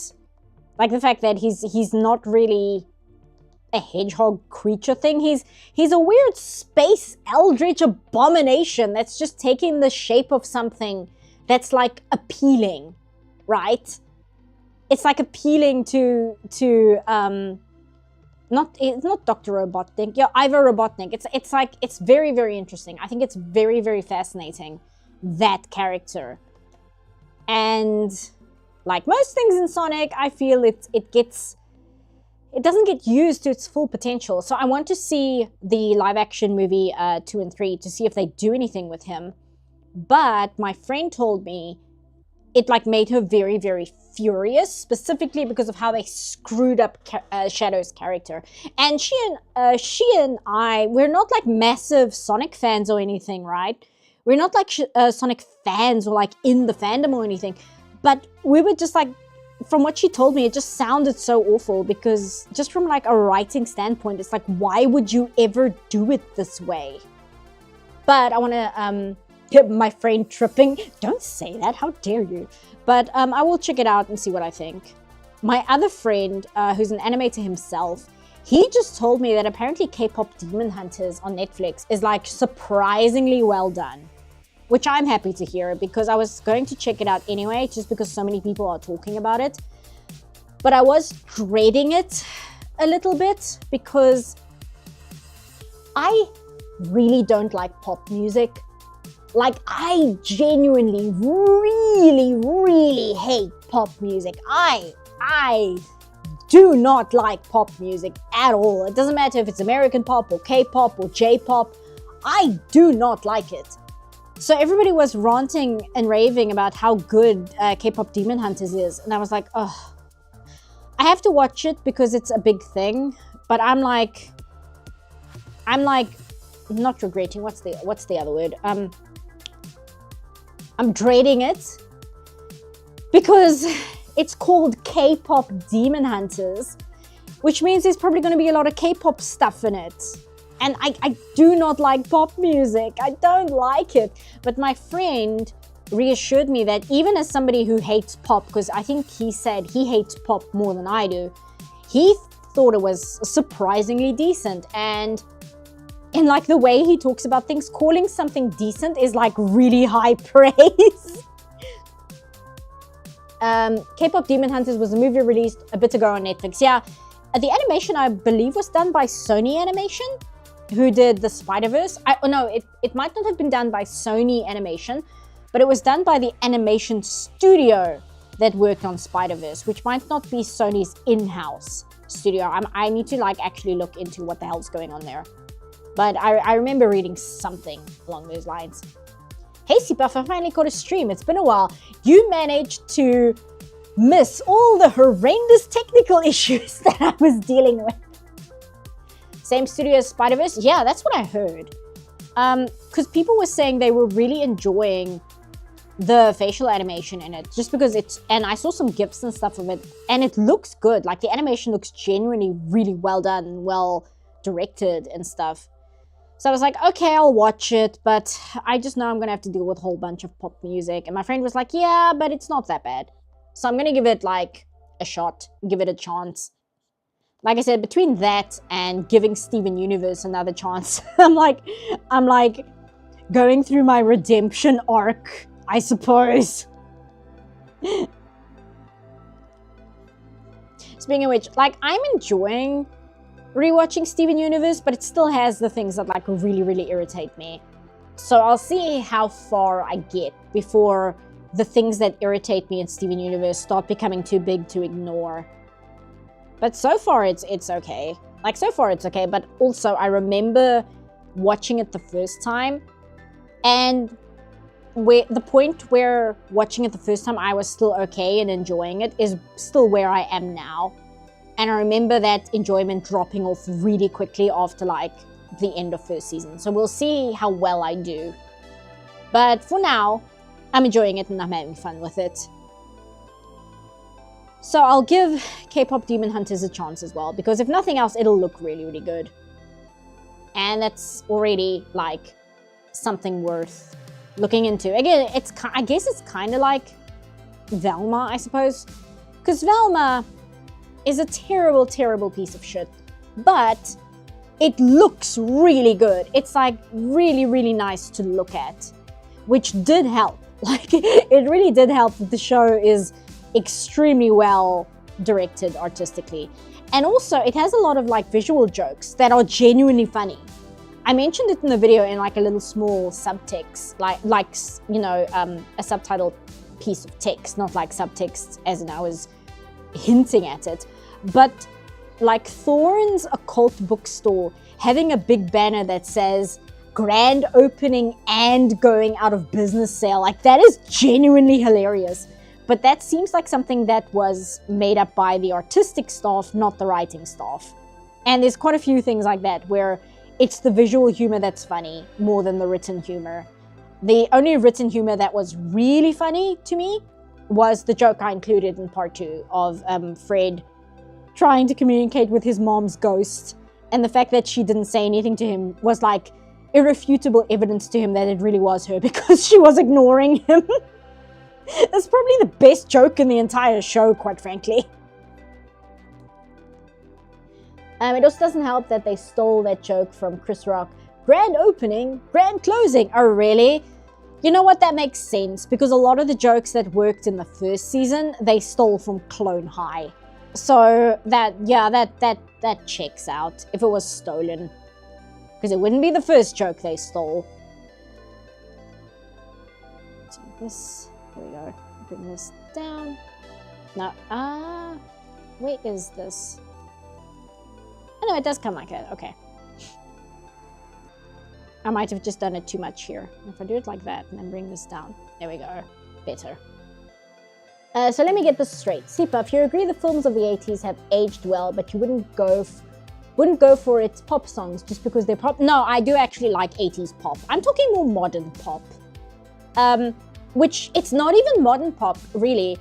I like 80s pop and a lot of pop from like the early 90s. And then at around 1998, when that like switchover started happening, instantly started disliking it. And I'm talking like I was 11 or 12, right? And even as a child, I was like, wow, this is not good. This is really not good. To put it into perspective, I remember when Britney Spears' Toxic was first released and it was everywhere.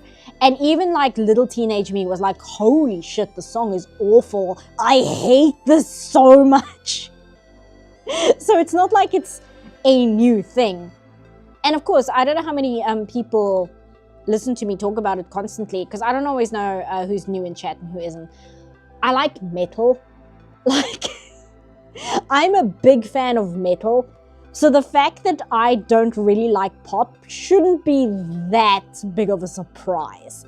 If like my preferred genre of music is like power metal, it's like, oh, okay, no, that makes sense. Yeah, okay, fair enough. I froze for a second, oh dear. Hopefully, it's not too bad. Thank you, Sipa, for reminding me of Madam Web. I saw Madam Web is on Netflix now. I need to watch it because I was not going to watch that in theaters because hell no, why would I? Because apparently Madam Web is like genuinely hilarious to watch. Apparently it's so funny. Like it's genuinely hilarious to sit and like spend your afternoon watching it. So I might watch Madam Web just because it sounds like the exact kind of terrible that I really, really, really enjoy.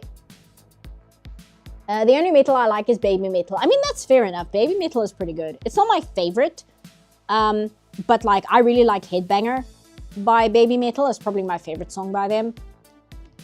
But I find like Baby Metal, even if you understand what the lyrics say, it's a little vapid in terms of what it sings about. You know, Blind Guardian is my favorite band of all time, right? And has been for years. And I was just listening to, and then there was silence while I was driving around today. I had some car trouble, but I sorted it out. And it's just, I was thinking to myself today, because we were talking about K-pop Demon Hunters. You have pop music, and then you have this song that's 14 minutes long, and it's about the Iliad. Like, which one do you think is gonna appeal to me more? Standard popular pop song, or extremely long power metal ballad about the Iliad as written by Homer? Which one of those do you think is going to appeal to me more? So the fact that I don't like pop, it's not really that surprising. Hilariously, I'm sorry, 14-minute long song, yeah, it's metal. That happens sometimes. Also, it's the Iliad. It kind of needs to be 14 minutes long if it's going to sing about it. But there is a guest voice star in the Velma Halloween special who I've never heard of. And I really, really don't like her music. But I'm actually going to mention when I do the Halloween special that just because I don't know who this is and I don't like her music, that doesn't actually mean anything. Because I like metal, so even if she was like literally Beyonce or Taylor Swift or any of these like super popular musicians and singers and stuff, I wasn't going to like them anyway because it's just not the genre I like. So that's something I'm actually going to actively mention because I do not like this person's music, but that doesn't mean it's bad. It just means it's in a genre that I literally can't stand. But I will talk about her acting because her acting is atrocious. I gotta get going now. Sorry that I haven't been too active in chat. Goodbye, good luck with the rest of the stream. Seapuff, here's hoping to more scuff to occur. Don't hope for more scuff. Oh, no more scuff to occur. I thought you were cursing me. I thought you were placing a scuff curse on me. Thanks, Diamond Lock Productions. Have a good day. I like that you don't spoil who it is. Yeah, I mean, is it worth saying? Do I spoil it for you guys? I mean, you can Google it. It's some singer, hip-hop artist called Saweetie.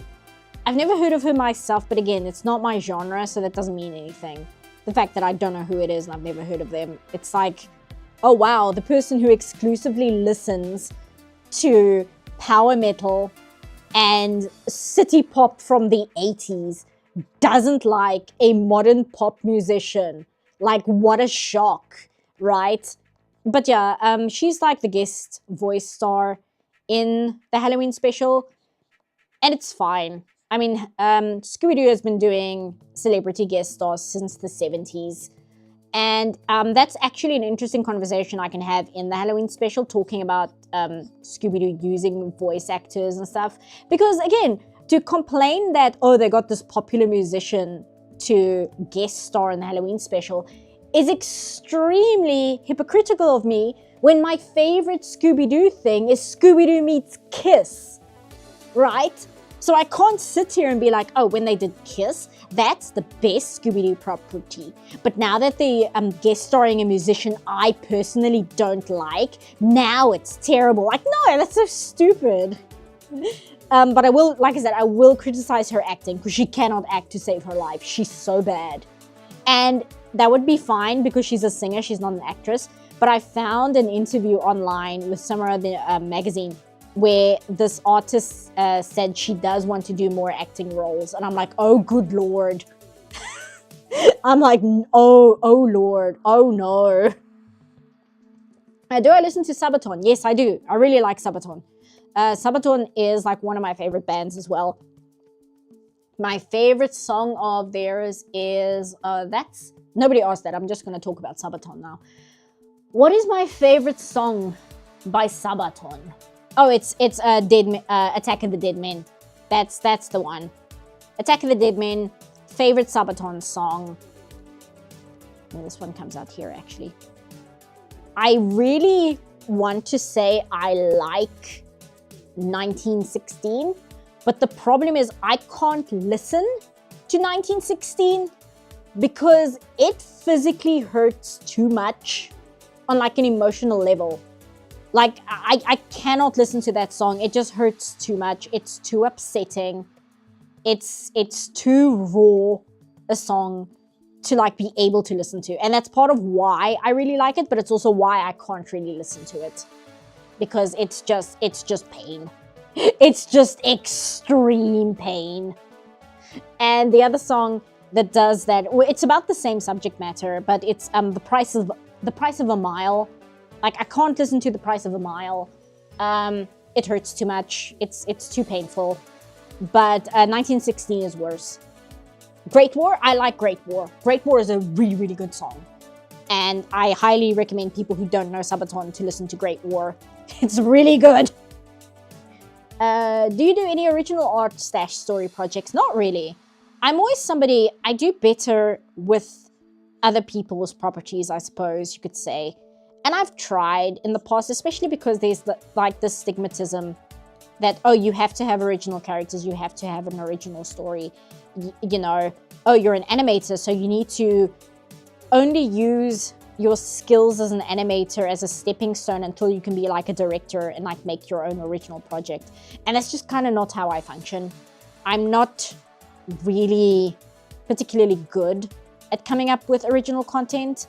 It's just not a skill I have. I prefer really digging deeply into things that already exist. It's just something I enjoy more. And I also don't really, in terms of production, want to be in a leadership I need to drink water.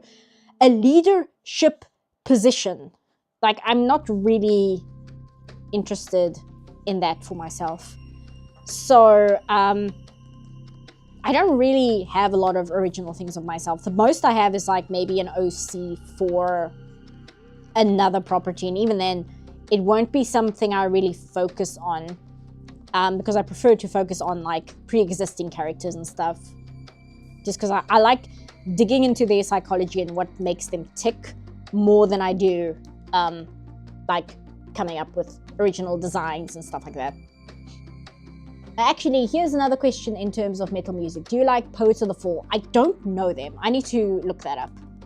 Speaking of which, Wacken is in, I think 33 days.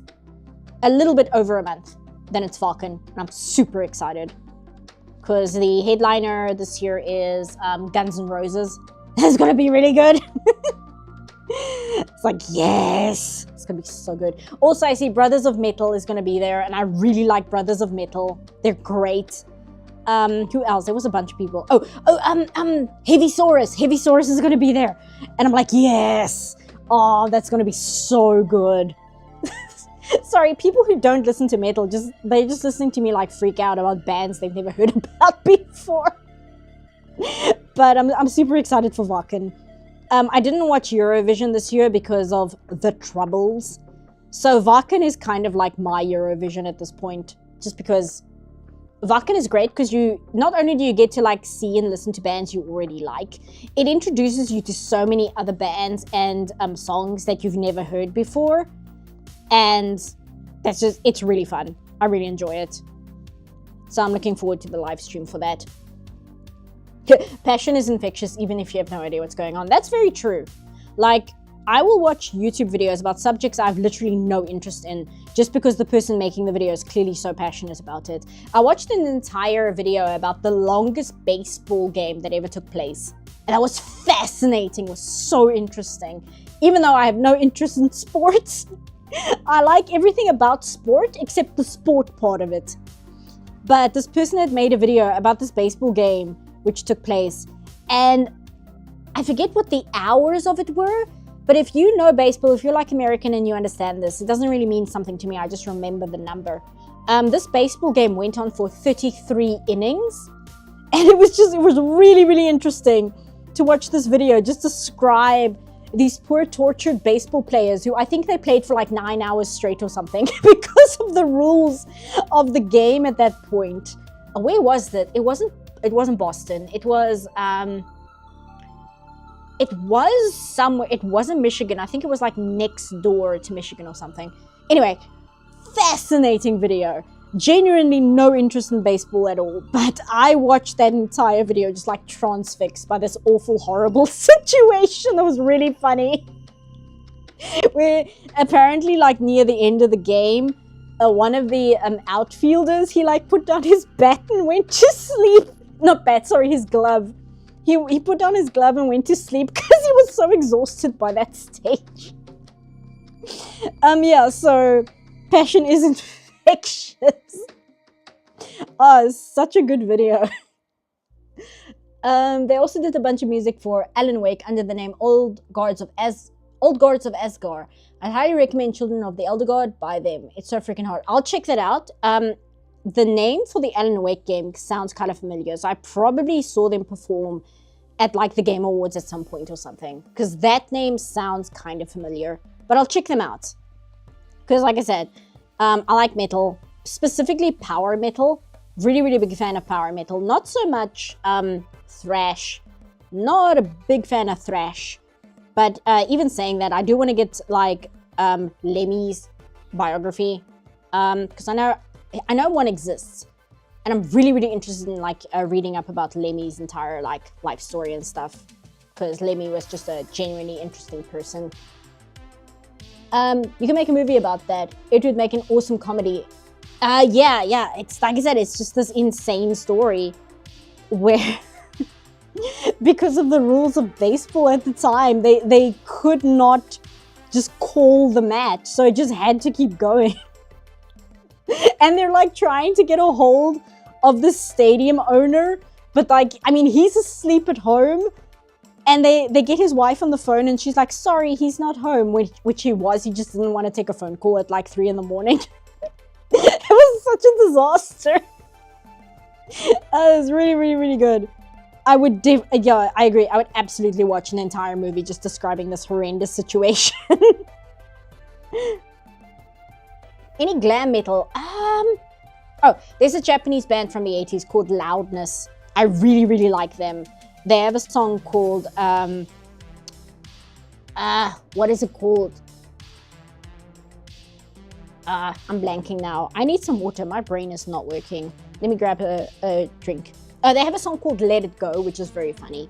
I wanted to use that as a joke in a video where I'm like, this reminds me of Let It Go, you know, that super famous song, and then I like cut to Loudness instead of Frozen, because that's the kind of really lame humor that I think is funny.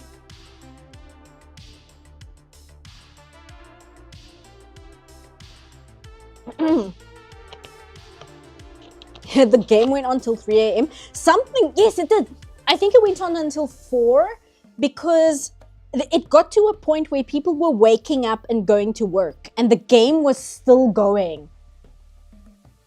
Not sure at this first cleanup pass, but ironically, Lilo's eyes might be too small. Actually, they're not. Her eyes are actually, I've drawn them much bigger than they are on the model sheet. If you look here, they're actually much bigger than they look on her model sheet.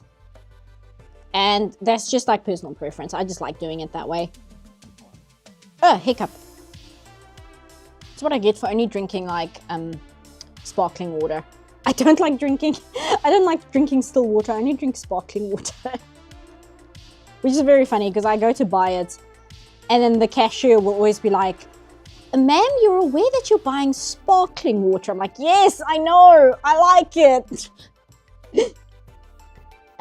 You know, Lemmy drank a whole bottle of Jack Daniels a day. That is like the least amount of things that Lemmy did in his life. Like, Lemmy was a fascinating person. And that's kind of why I want his biography, because I know one exists. Because Lemmy was, I know that he said he never expected to live past the age of 30. He was one of those people where he just never thought he would make it past 30. And the fact that he lived into like his mid to late 60s, I forget which age he passed away at exactly. It's like 60, we're like, oh wow, that's really young. But for Lemmy, it was young, but it wasn't. Like, that's what I'm saying. He's such an interesting person. Also, he actually wrote the lyrics for 1916, which is the Sabaton song I can't listen to because it hurts too much. So that's the other thing. Died at 70? Yeah. So it's like really interesting because it's like, oh, that's really young. And it's like, yes, but at the same time, Lemmy didn't think he'd make it out of his 20s. So again, it's just a fascinating person, genuinely interesting, fascinating person. Going back to the passion is infectious thing, I genuinely don't know crap about anime, but your passion for it is so fun and it's so exciting to watch. It really wants me to get more into it. Yeah, like I really like anime, but I know that I come to it from a weird angle because I like Showa anime, which is like 80s anime. 90s anime as well. There is modern anime I like. I'm not one of those people that's like, oh, well, everything that came out after 1999 is terrible. No, I'm not like that. But there's something about the style of storytelling from the 80s and 90s that I just really enjoy more. And I don't like most anime fans on the internet these days. They're more focused on like what, not the popular thing, but like what the big name thing is, right? And that tends to be the focus. Whereas me, like, I'm still ranting and raving about friggin' Macross. Like the Macross movie, which came out in 1984. Like, years before I was born. And I'm like, oh, dude, the Macross movie is like one of the best things I've ever seen in my life. Which it kind of is, to be fair. But, like, that's the kind of weirdo that I am. It's like, oh, I'm a big fan of... No, you know what? That's a difficult question. I was going to say I'm a big fan of the Appleseed manga. But the Appleseed manga is something I can rant and scream about for like 3 hours. So let's not maybe go into that. Because if I get started on Appleseed, I'm never going to stop. So just kill that train of thought before we get started. Oh no, are we dying again? I see people saying, uh-oh. Yeah, no, wait. That says error. Are we still good? They will always... Oh, yeah, there is the error. Okay, I see it now. I'll give it a second and wait for it to come back. If it does. It's really annoying. We back again? Okay, well, I'll just yap a bit until the stupid error sign goes away. I was dying. Hopefully not, I'm dying. Hopefully I'm not dying anymore. I can't believe that we had to wait until 2014 to get a proper English dub of Sailor Moon, even though it was released in Japan in 1992. Yeah. And the thing is, like, the original Sailor Moon dub, I know some people will defend it. I will not. It's not even like the massive edits that they did to it regarding all the gayness in it. There's just certain voice directing and the way certain lines were written, which is just really bad. Like, it does not work. Even, you know, I'm not going to sit here and, like, get really bent out of shape over the morality, which is a conversation in of itself. But that's not my biggest problem with it. Okay, we're back to excellent. Okay. That's not my biggest problem with it, because that's almost like a banal thing. It's like, yeah, it's got terrible handling of gay material. What a shock. But just for the voice direction to be so terrible and the scripts to be so terrible, it's so unforgivable because it's in places where there was no reason for it to be as bad as it is. Man, I love Sailor Moon, but I really like Inuyasha. I never got into Inuyasha, but again, we still don't really have anime on our television. So the anime that I watched was what I could get my hands on. The only anime we ever got on TV was Dragon Ball Z, Pokemon, and Digimon a little, but not really. Oh, and Metabots, because I freaking loved Metabots. I loved Metabots so much. And still kind of do. Metabots is great. Metabots is such a good show. It's kind of better than the Pokemon anime. Don't even at me. Like, Metabots is so much better. But yeah, so things like Inuyasha, we didn't get the Toonami block. See, that's the thing. We got Cartoon Network, but we got Adult Swim, funnily enough. But we didn't get Toonami. So all these shows that were on Toonami, like Inuyasha and Cowboy Bebop and Naruto and all those, we did not get those. They did not air here. So the anime that I was into as a teenager and a preteen was whatever I could find to rent at a video store, because the internet was not strong enough to like really stream full videos. And even when it took my country a little bit of time to go from like 56K dial-up to proper Wi-Fi. So Inuyasha kind of slipped past me. I don't know whether I would still be into Inuyasha if I gave it a try now, just because I don't really like that style of will they, won't they romance. And I didn't like Ranma 1/2, which is very funny because my friend had Ranma 1/2 on DVD, so I've seen every single episode of Ranma, but I don't really like it. However, Urusei Yatsura, I really, really, really like. And if you don't know what I'm talking about, all three of those are written by Rumiko. So they're written by the same mangaka.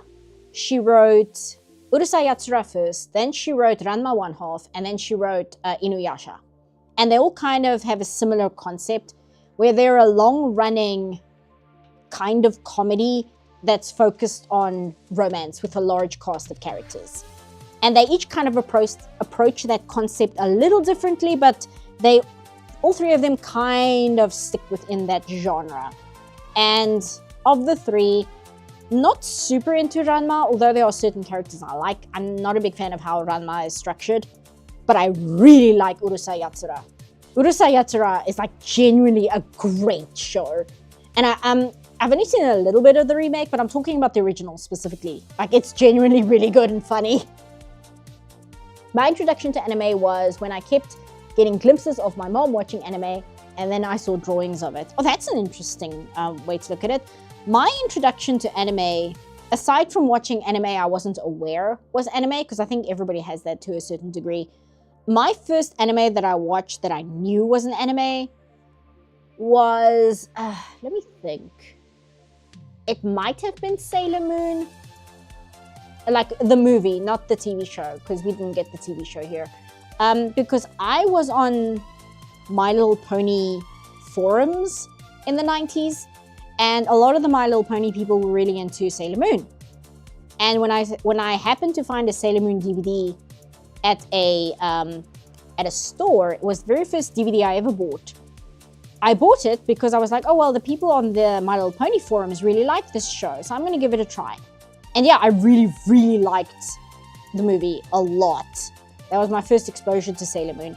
And then I went to like look for anime in the video store, and they had Pat Labor, they had Megazone 23 Part 3, which I also really like. Although not my favorite part of Megazone, but really like that one.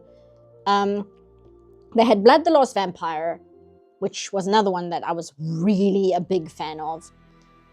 And what else did they have that I could, because they had Perfect Blue, but I did not rent Perfect Blue as a teenager.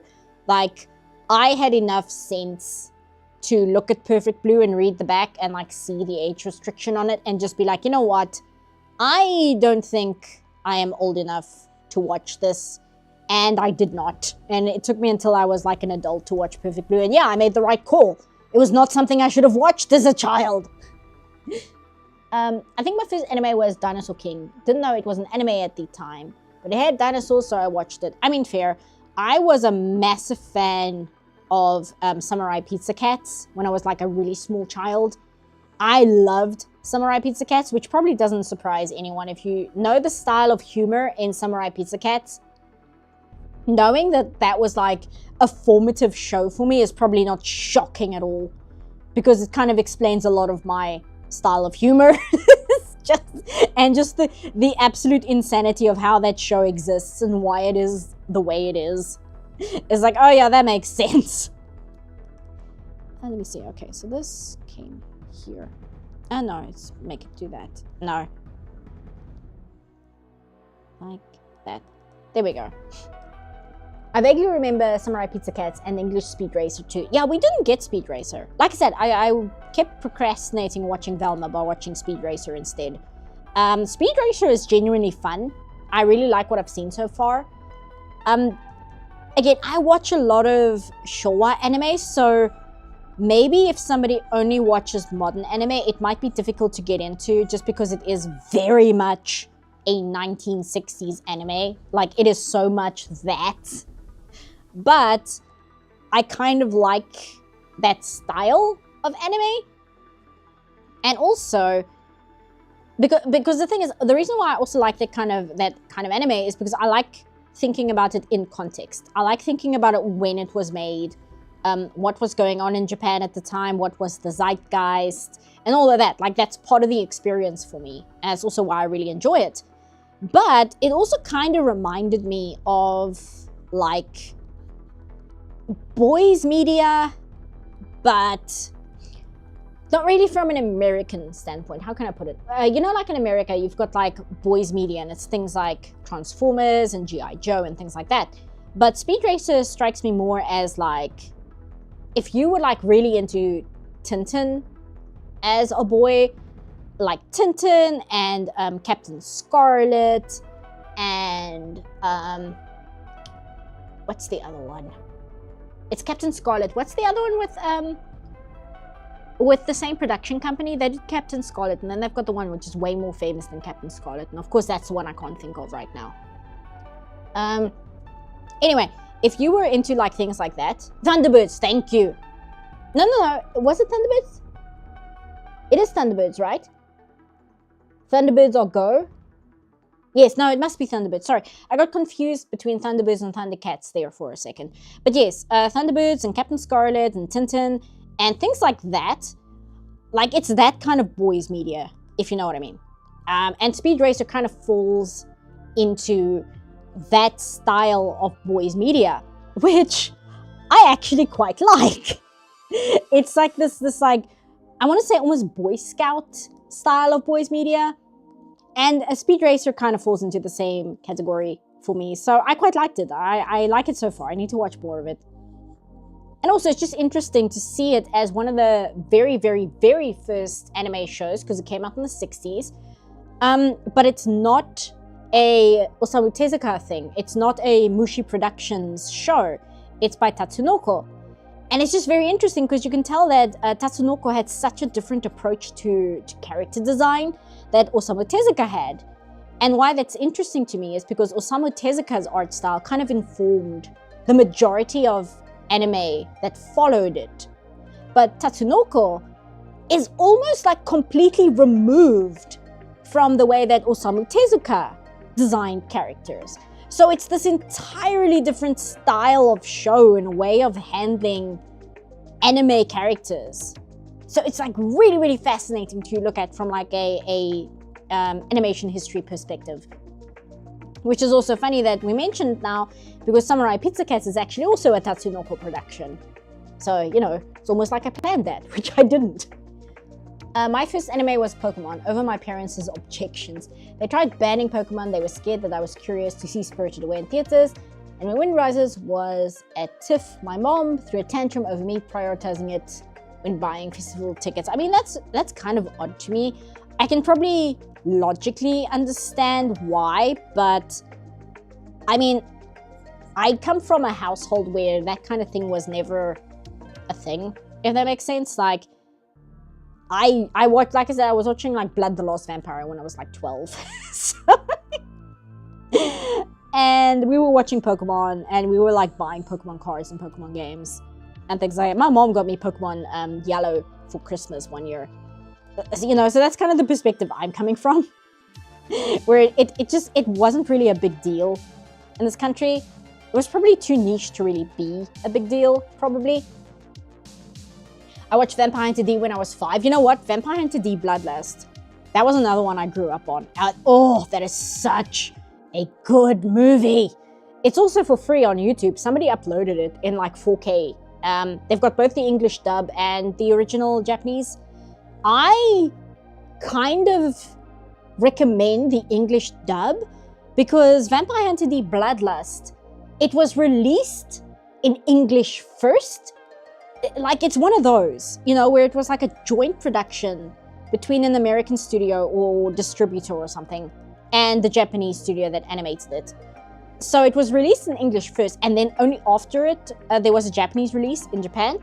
So it's one of those weird anime. It's like, okay, well, which one do you consider the first version of the movie? Which one do you think is like the one that like counts as which one is the dub and which one is the original audio? And Vampire Hunter D Bloodlust, they actually got a bunch of like actual Hollywood actors to voice a lot of the characters. Except for Ayla, I think her name is Ayla, right? Ayla is voiced by the voice actress who voiced Pepper Ann. So I believe she was more of a voice actress than an actress. But I need to get some colors to be able to eyedrop here. But the voice acting in Bloodlust is really, really good. Lilo and Stitch. That's the other thing. Now we have to deal with a bunch of terrible live action images whenever you search Lilo and Stitch. And that's terrible. But yeah, Vampire Hunter D Bloodlust is an interesting beast because it was built entirely around the fact that they wanted it to get an American release. And so whether or not it's like an English anime or a Japanese anime is up for debate, which I find quite interesting. So it's one of the few anime where I prefer the dub to the sub. I think there's only about 3 anime where I prefer the dub to the sub. On the subject of old anime, have you ever watched Grimm Fairy Tale Collection or Sherlock Hound? I've got Sherlock Hound. I need to sit down and properly watch it though. But I do like have it, which isn't the same as watching it. But you know what I mean. It's not like it's a show that I'm unaware of. Oh shit, this is really red if I look at it this way. But I'm eyedropping it from this, so I assume that's correct. My nose is running. I can't watch Death Note sub. The dub is too good. I need to sit down and watch Death Note. I read the manga for a while, but then when Misa showed up, I got really annoyed and I dropped it. And I need to I need to go back and watch the anime because everybody says that the anime is so much better than the manga simply because of the music choice. Everybody says the music makes it so good that you actually can't even go back to the manga because you lose like such a big part of the show when you do that. But yeah, when I was reading it originally, and this was when it was still coming out, it hadn't even finished then, Misa showed up and she completely like derails the story. And at the time, I just had so little patience for that. Like now, I would be fine with it. I can I understand what the function of her character is. But when I was reading it as a teenager, I got so annoyed. I was like, no, why? Why is she here? We were having fun and now she showed up and she ruined everything. Which is funny because in terms of the story, that's the point. She is functioning as intended. But like stupid teenage me couldn't like grasp that concept. Kathleen, how do you say that? Willowite? Not sure. Still remember her singing about selling her baby for drug money in Cockroach. The music is S tier, yeah. And so I need to sit down and watch it properly. What I did do, and I don't know why. This like week, I sat down and I watched the entirety of both the Air anime as well as the Kanon anime. And I don't know why, because neither of those are really a genre I have a super interest in. But for some reason, I just decided, you know what? I'm going to watch both the KyoAni shows based on visual novels today. And I did, and I don't really know why I did that. Although I do want to watch Clannad next. So I've done Air, I've done Kanon, and now I'm going to do Clannad. And yeah, I'm like bracing myself for that. On the topic of Lilo and Stitch remake, the ending reminded me of Leroy and Stitch and how the entire plot of that film is the Ohana realizing that they miss each other, and the rest of the film is about how they come back together in the end. Yeah, like, I don't know, man. Disney, they're so caught up in... They're treating film as the way you would treat dialogue choices in a video game, where they think if they select the right options, they'll get the desired ending that they want, if that makes sense. And you might say, oh, that's true of every movie because the desired outcome is money. But the thing is, they're approaching writing and character in the same way, where if we check all these boxes for this character, then we will do character writing successful. And it's just not working. It's just not working. Clannad has music you'll find very familiar. Oh, interesting. Super interested to hear your thoughts on Clannad. Yeah, I'm looking forward to it. Because the thing is, I was talking to a friend of mine at some point, and I don't really like Anohana. I'm not a big fan of Anohana because, to me, Anohana was not interested in telling a sad story. Anohana was interested in telling a story that made the audience cry. And there is such a minuscule difference between those two things. And I was trying to explain it to my friend what the difference is between a show that was trying to tell a sad story and a show that was trying to tell a story to make the audience cry. And in my opinion, Anohana is a story that's written to make the audience cry. It's not written to be a sad story. It's written to emotionally manipulate the audience. And my friend said she was interested how I would feel about Clannad then, because she loves Clannad, but she felt maybe I would feel the same way about it. And maybe that's why I started watching Air and Canon. I genuinely can't remember. I just did it this week, and I can't remember what my motivation was other than, oh, this is a thing I meant to do. But anyway, I actually really liked Air and I really liked Canon. I liked Canon more than I liked Air. And I didn't get that feeling from either of them. I didn't feel like they were engineered in a lab to emotionally manipulate the audience into crying. They just felt like a genuine attempt to tell a sad story. Like both of them, that's what they came across as. So I am interested in Clannad, and I assume it will be similar because Clannad is from a visual novel by the same studio that did Air and Canon, and it's also animated by KyoAni. So it's kind of a similar beast, right? So that's something I'm looking forward to. But I need to actually watch anime that's relevant. I need to watch Death Note. That's something I really need to get to. It's kind of insane that I haven't yet. I'm too busy watching friggin' like I said, Canon and Air, but what else? I was going to make a funny joke, but now I can't remember. I'm too busy watching Urusei Yatsura from 1983 instead of Death Note. Tear bait is the term, though that's why I'm so interested to hear your thoughts. Yeah, I guess so.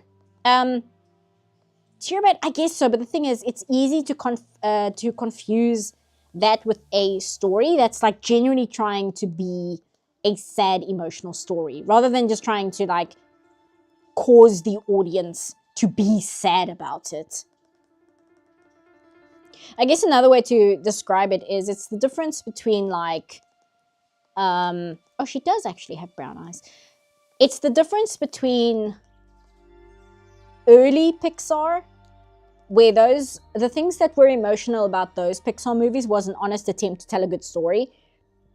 But then everybody kept going on about how emotional Pixar movies are. And then Pixar themselves kind of got themselves into this pattern where they felt they had to write movies that were emotionally upsetting to the audience. They felt that was a style of story writing that they had to do because they were Pixar and it's what people expected of them. You know what I mean? So that's kind of the difference, I suppose. Like I said, it's an interesting topic to discuss. What the minuscule difference is between those two things. But like I said, Canon I really enjoyed. Air also, but Air it's kind of a weird show. It's just a very, very weird show, which is fine, but it didn't. I preferred Canon, which is a little bit more grounded in reality. So we'll see how Clannad sits with me, but so far so good.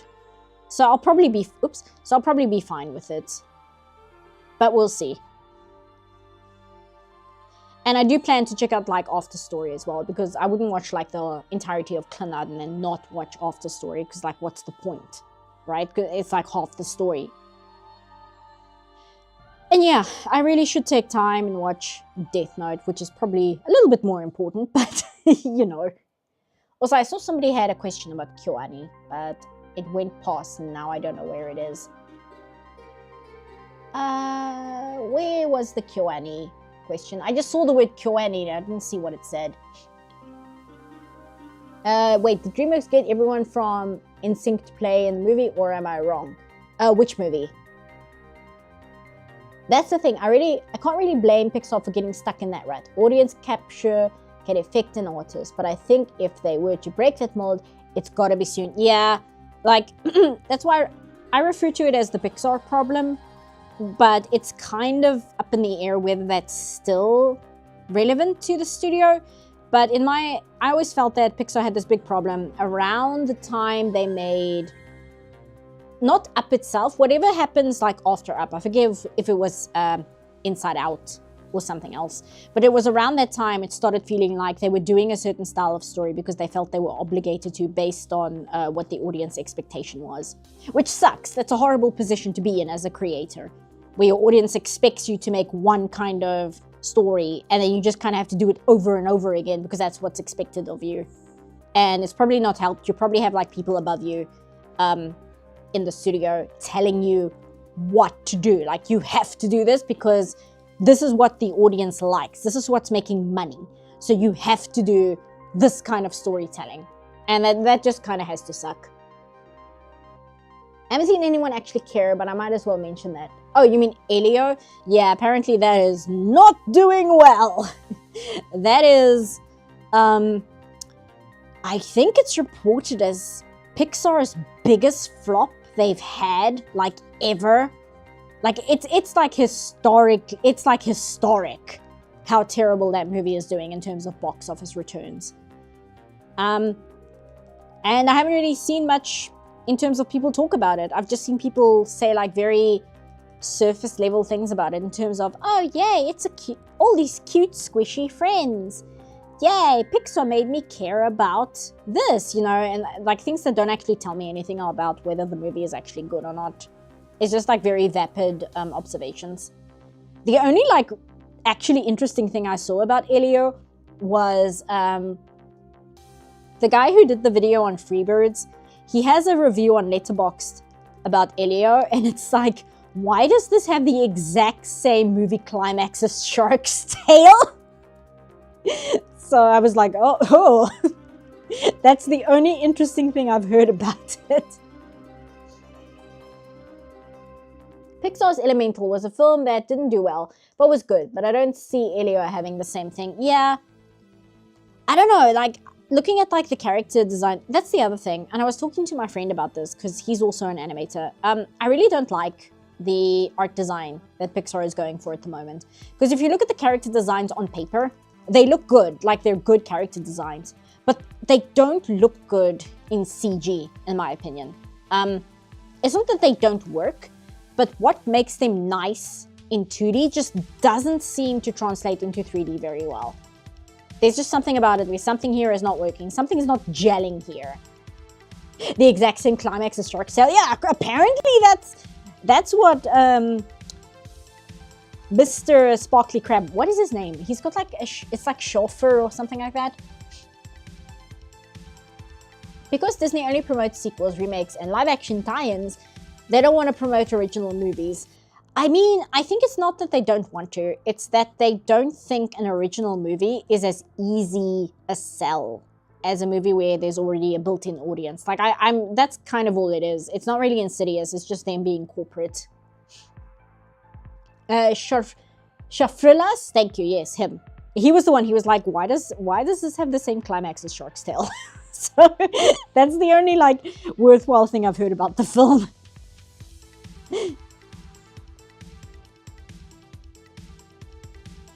And it's sitting at like, I think it's like at a 3.6 on Letterboxd or something, which isn't bad. That's a pretty decent spot, but it's not like an amazing spot in terms of a movie rating, which again, you shouldn't pay that much attention to movie ratings, quite frankly. But I tend to trust Letterboxd a little bit more because it's usually a bunch of film nerds that are on Letterboxd. But there's also people on Letterboxd that have just like the absolute worst takes you've ever seen. It's like really frustrating. I saw one review on Letterboxd of Belladonna of Sadness, which is like one of the stupidest takes I'd ever heard in my life. And it was like one of the most highest voted reviews on that movie. And I'm like, oh, it's like, dude, the person who wrote this review absolutely did not understand what this movie is.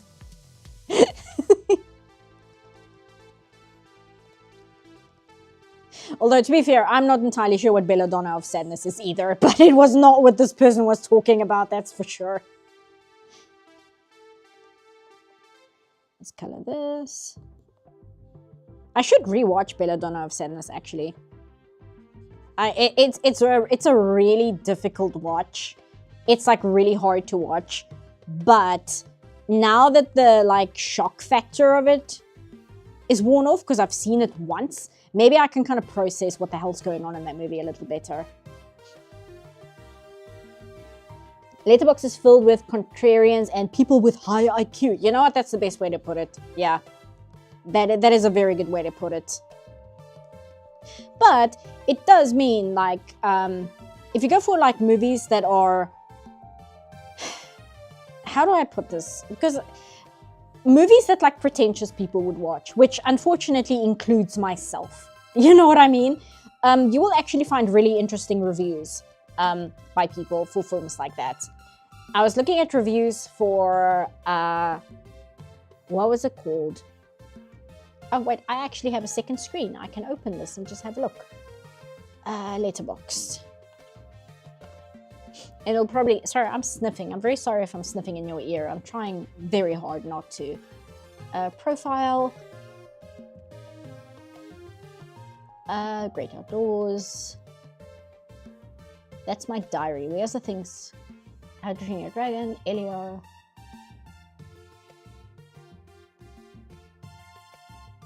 Every Day a Good Day. That has some good reviews on it. The Goddess, which is on YouTube. I really want to watch that actually. A Touch of Zen, and Shoplifters, like things like that. I was looking at movies like that, and they actually have some really good reviews on them, which tell me about the film in a way that I wouldn't really find on like IMDb and stuff.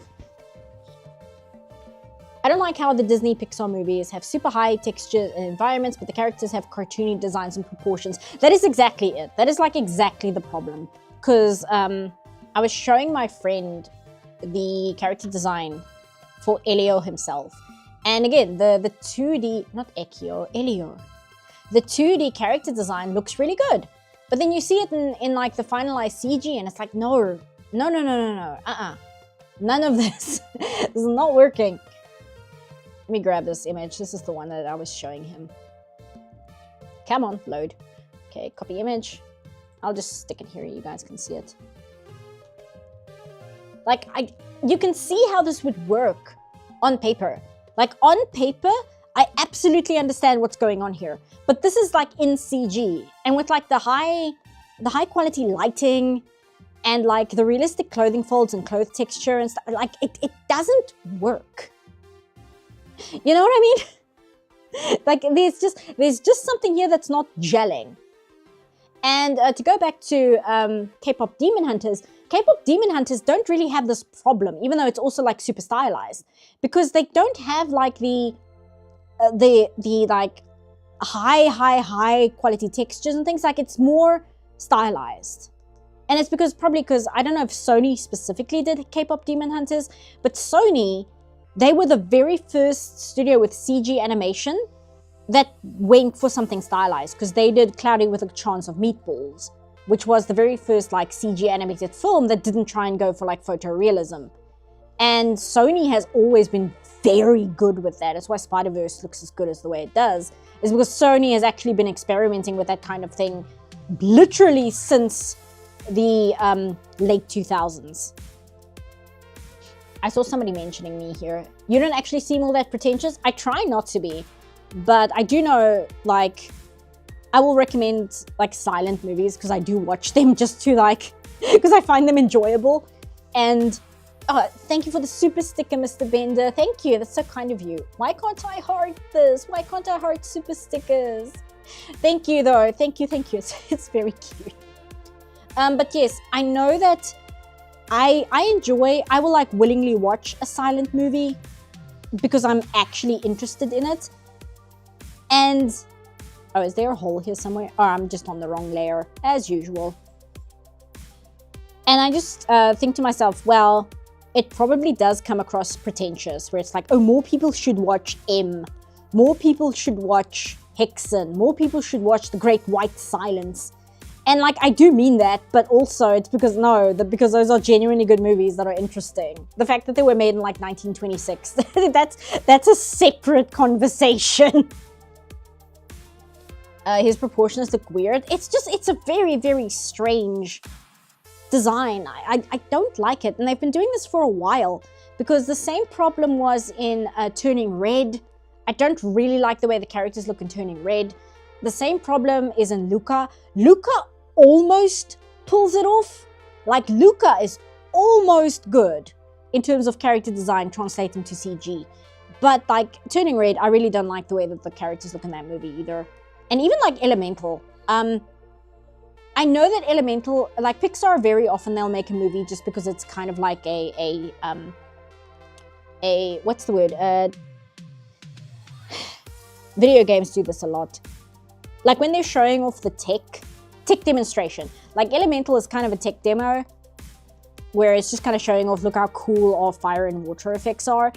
But then they also have like these super cartoony designed characters, and then they have the realistic water and fire textures, and it does not harmonize very well with each other.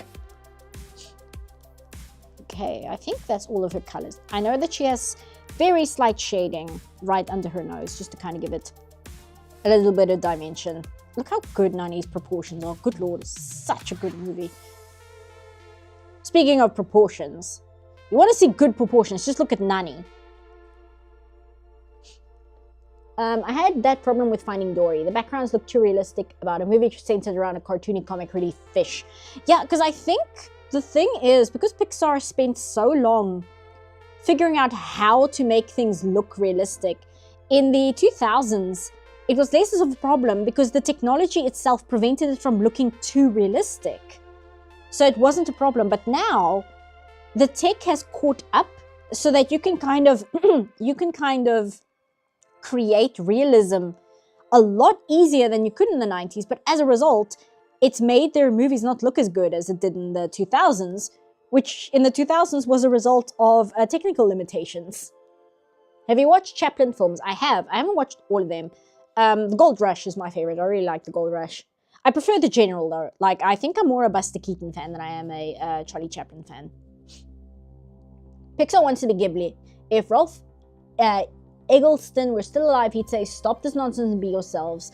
Yeah, I've been saying that since like 2009 because it is embarrassing if you buy a Ghibli DVD from America or Canada.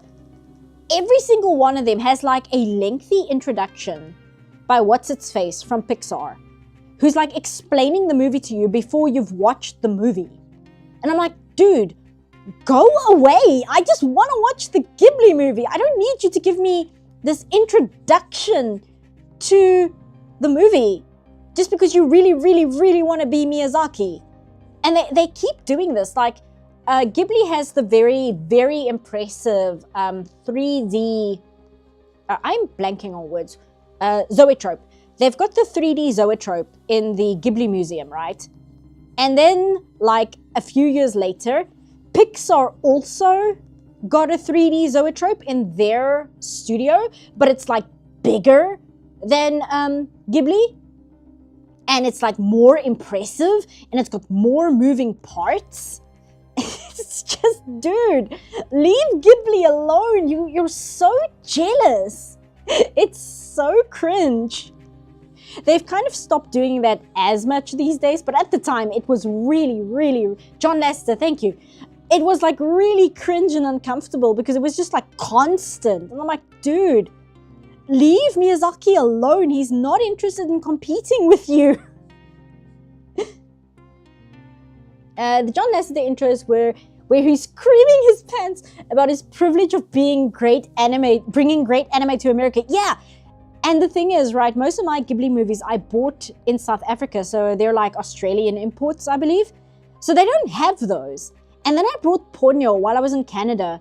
And because it's Canada, they've got the American DVD. And it's got like John Lasseter talking for like a full 3 minutes in an intro that you cannot skip.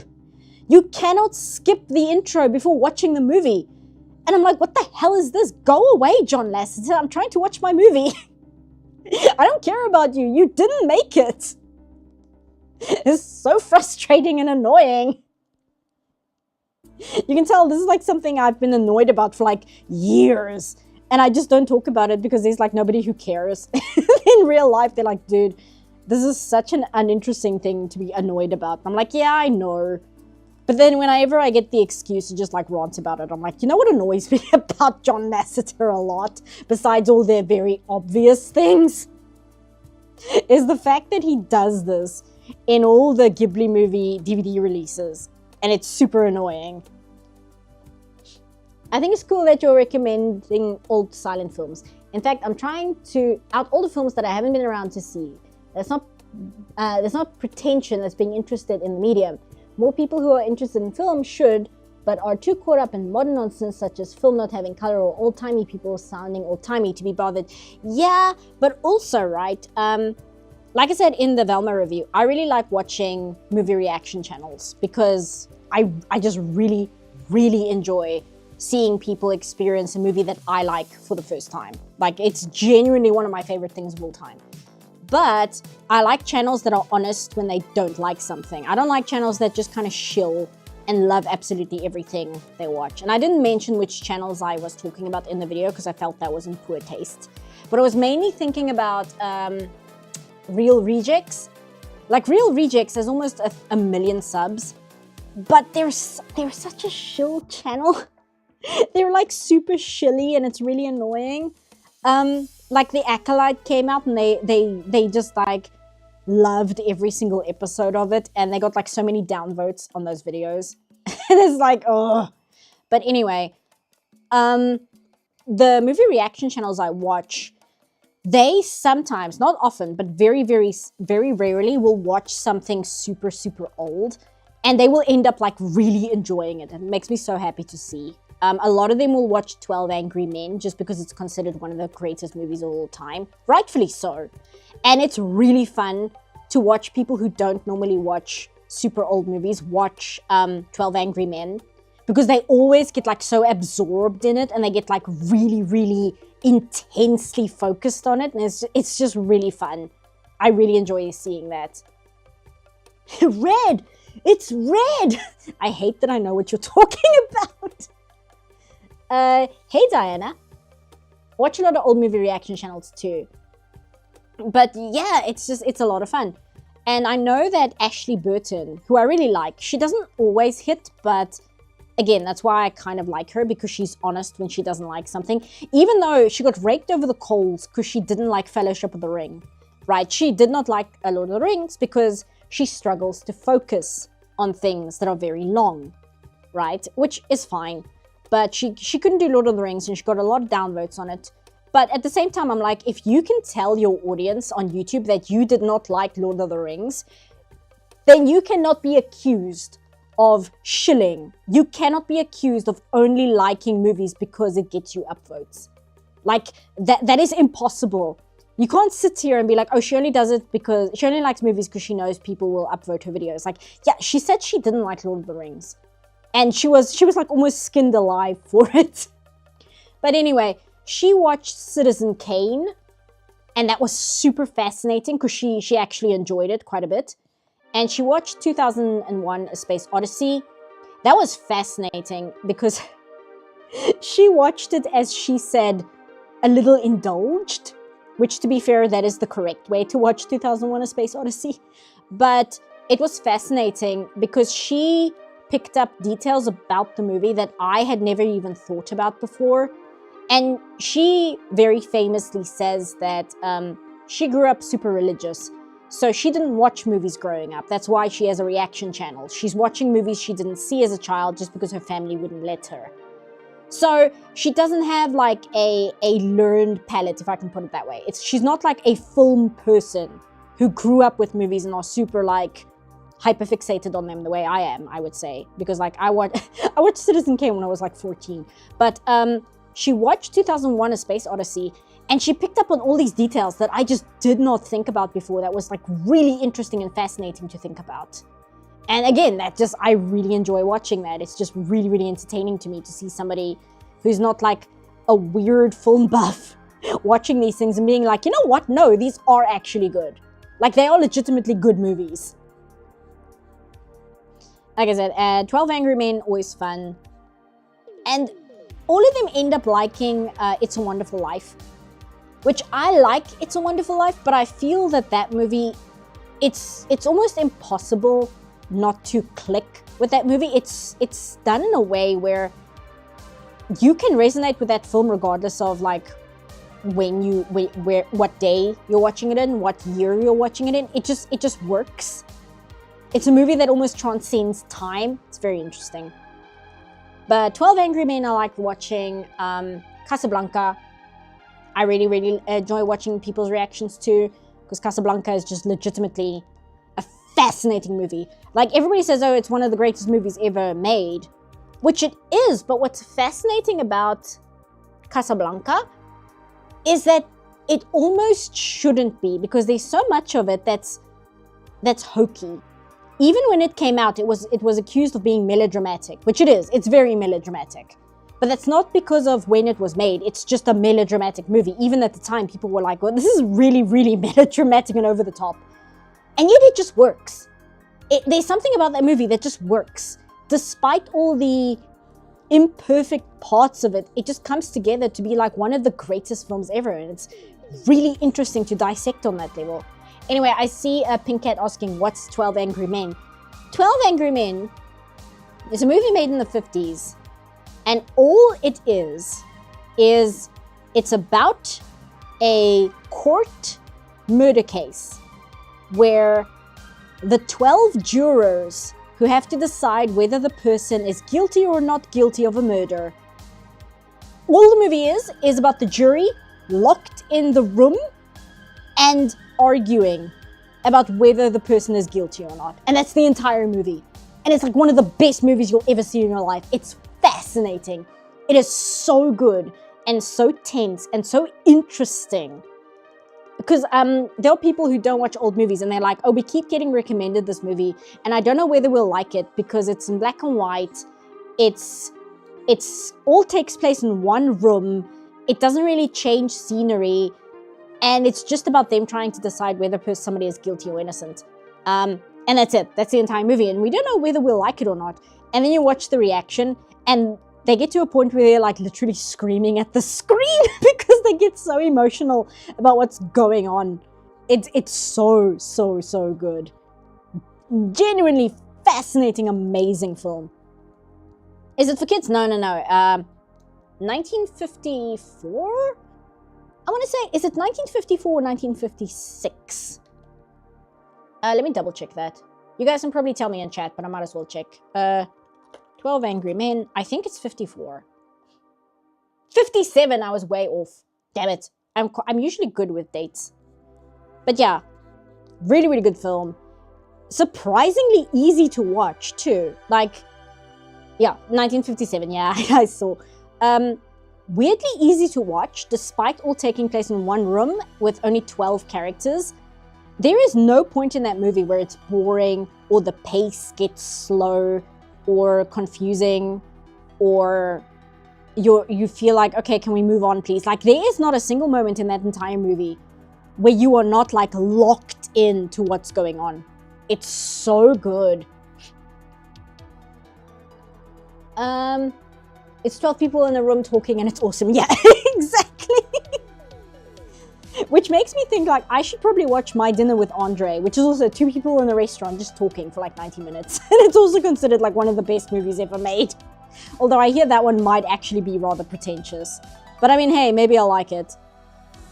Speaking of pretentiousness, I actually have Death Stranding in my Steam basket. I'm trying to decide whether I want to spend the money on it because it's currently on sale for the Steam Summer Sale. Because I said to my friend, Death Stranding sounds like exactly the kind of artsy bullshit that I would really enjoy. So I'm trying to decide whether I should get it or not. Because I know that people joke, they're like, even people who like Death Stranding don't really know what Death Stranding is about. It's like, you know what, that actually sounds like a movie that's made for, a game that's made for me. It sounds like exactly the kind of thing I would enjoy. The reason 12 Angry Men has lasted is because the limitations are used by the director and cameraman to build a tight atmosphere and emotional drain in an organic way. Yeah, I guess that's a good way to put it. Like, because they have so little to work with, the script and the acting and the characters have to be like the absolute best that they can because they have nothing else to work with. It's the script and the characters. That's what they've got. So they have to get those right. And because there's nothing else, it's why it's just such a phenomenal film as a result. Death Stranding has artsy film director Nicholas Winding reference in it as a character model. Yeah, again, it just sounds like the kind of artsy nonsense that I might actually be really into. Death Stranding is an interesting game. If you like a relaxing walk, then go for it. Just prepare to watch a movie with too much exposition because Kojima.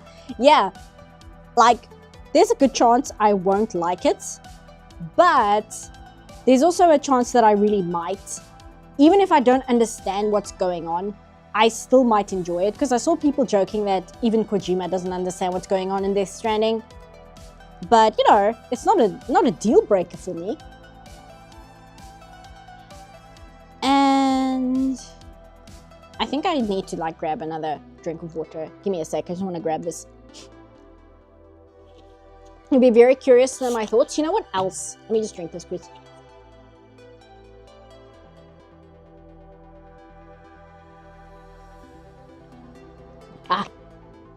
There is a Baldur's Gate 3 artist on Tumblr who draws comics for their adventures with their Tav throughout the game. Like their Tav moving throughout the game and having adventures.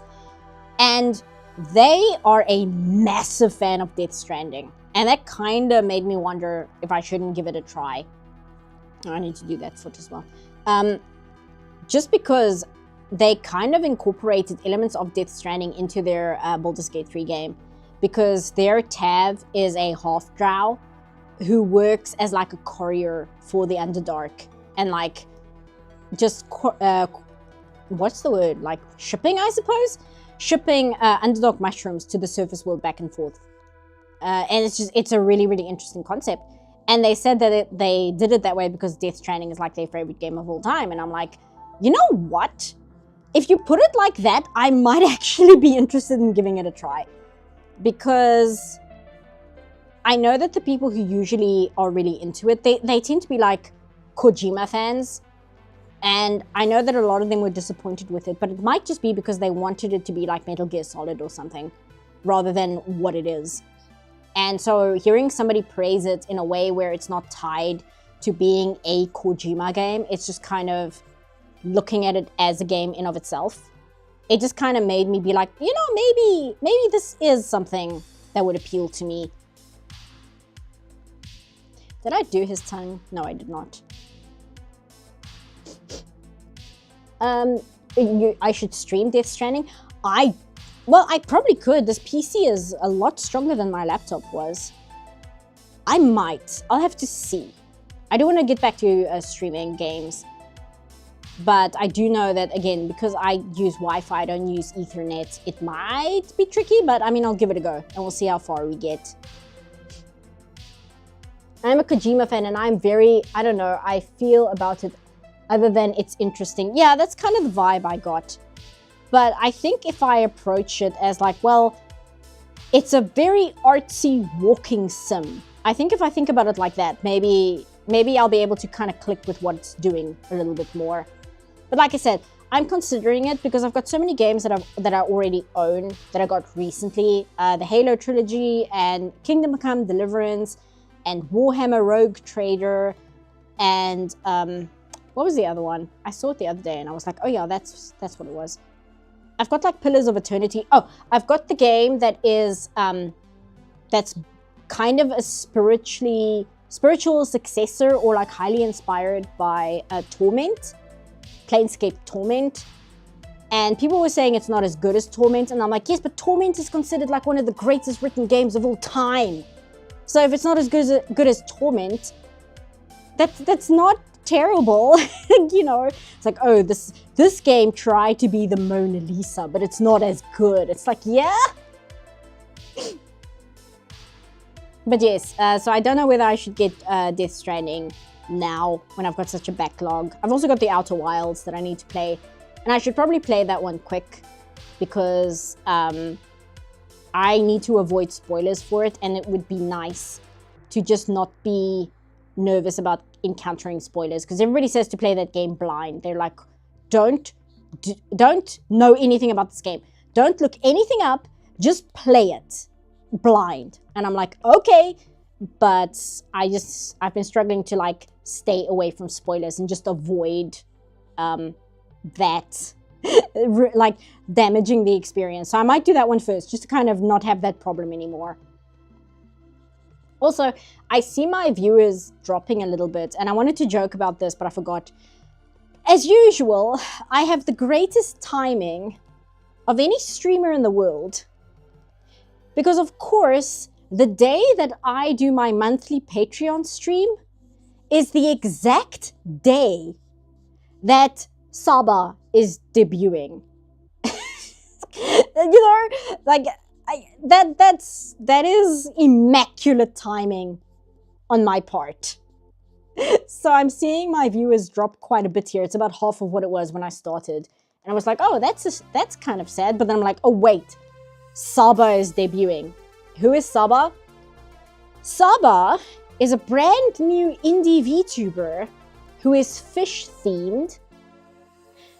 Is it just me in the chat? No, I don't know. Saba is a brand new indie VTuber who is fish and beach themed, and is absolutely not a HoloLive VTuber that's coming back as an indie. She absolutely is not somebody that everybody was really, really upset to see graduate. You know, so yeah, Saba is debuting. She's probably debuting right now. So yeah, it's 100% not Gura. I don't know why people keep saying that. It's not Gura, you guys. It's a totally new fish-themed VTuber. Come on. Like, who even is Gura? What are you guys even talking about? You know what I mean? So I was like, oh, my stream that I scheduled, because I always schedule it for like the end of the month. It's like the exact same day Saba decided to debut, and I'm like, yay. But that's kind of just funny. It's just funny that the timing is so awful on my part. Oh, I see. Well, good thing I don't care about VTubers. I care a little bit about VTubers. I don't sit and watch streams. I just basically watch clips, which is why you'll often see VTubers like pop up in my reviews.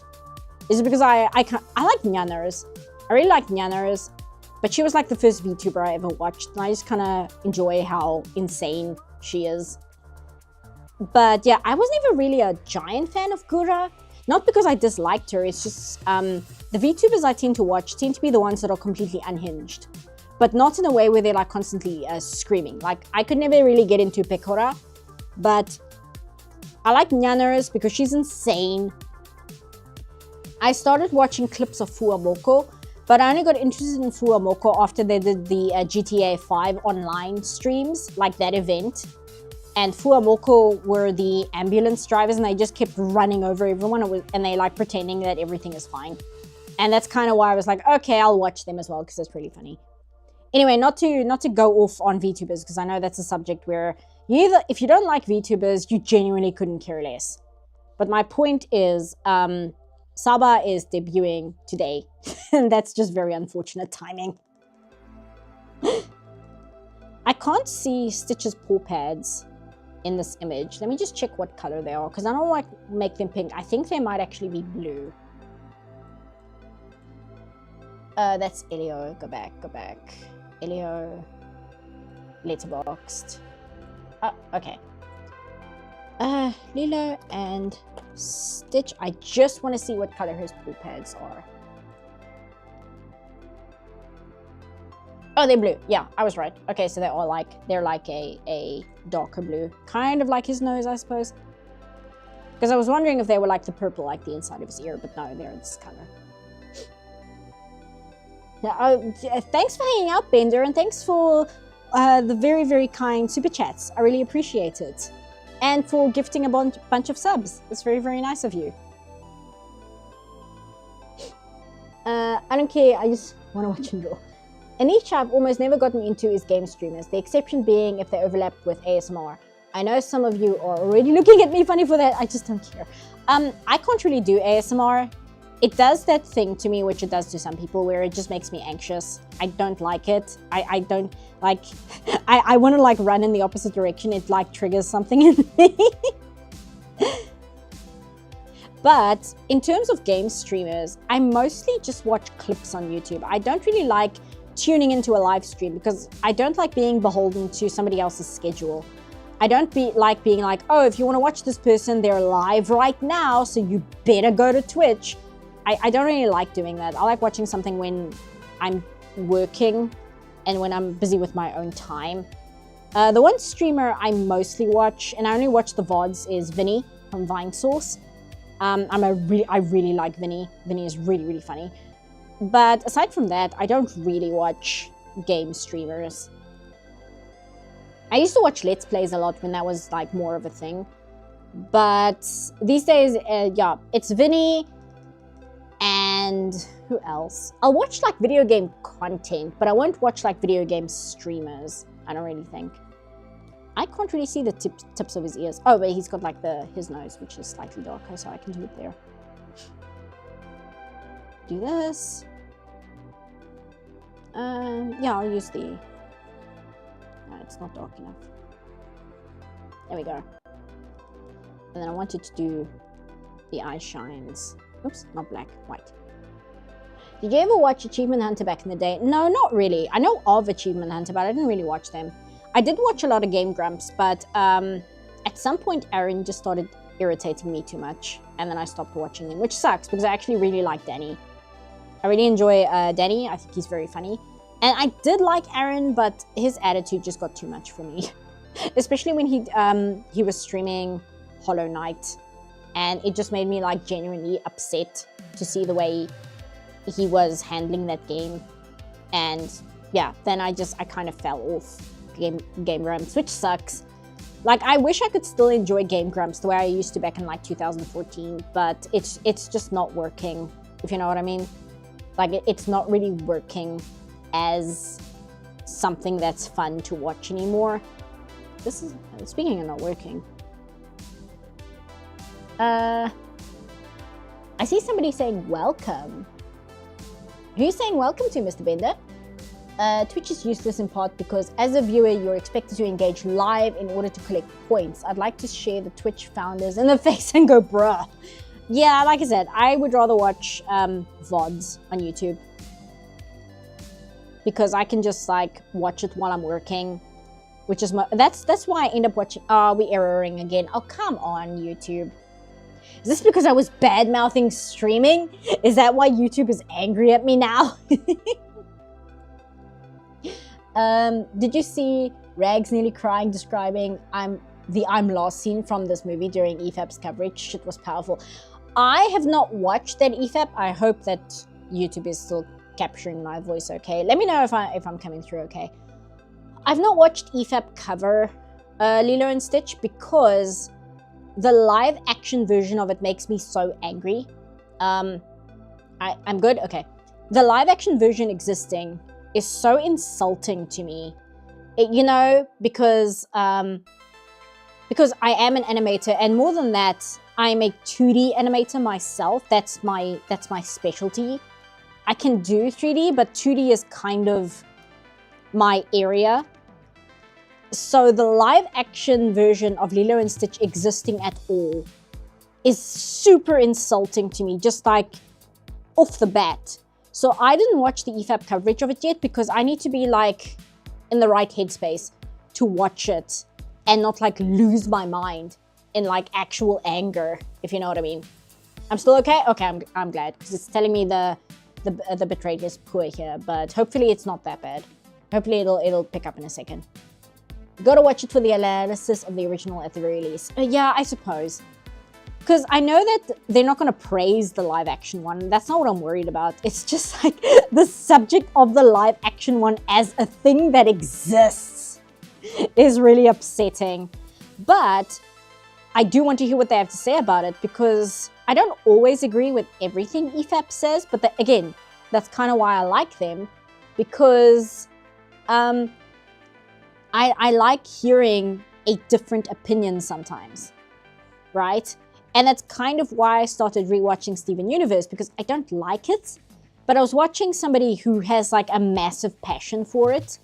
And the way they were talking about it, I hadn't watched it in years. I was watching it as it was coming out and then I dropped it. And hearing somebody who's like super passionate about it talk about it, I'm like, you know what? Even if I end up not liking it, I might as well just give it another chance. So my point is, I really like EFAP, even though I don't always agree with their takes. But to deal with like the live action Disney slop, it's like really, really painful sometimes to listen to. It's like really upsetting on like a soul level. Not only because as somebody who likes movies, but like as somebody who is an animator where that is my job, you know, it hurts so bad. It just hurts the utter disrespect, not of me, but of the art form. Like the disrespect towards animation as an art form is like really disgusting to me. You know, I can handle morons not being able to understand that animation doesn't automatically mean it's for children, because that's just kind of an ignorant opinion, right? That's just kind of being stupid. That's just having a ignorant and narrow worldview. But to show like such disdain for the medium, that's what like, oh, I'm wrong here. That's like what genuinely upsets me. And there's one movie reaction channel I actually kind of like. They're called Bad Medicine. I like their movie reactions, but I had to stop watching whenever they react to something animated, just because they have the absolute worst takes I have ever heard in my life regarding animation. And the thing that immediately warned me that maybe I must stop watching the animated content was when they watched the entirety of Avatar. And it was one of the fight scenes, which I forget which one it was exactly, but it was like one of the bigger, more exciting fight scenes when the show was getting more serious. And when they were discussing the episode at the end of the video, the first thing they said was, can you imagine how cool this would have looked in live action?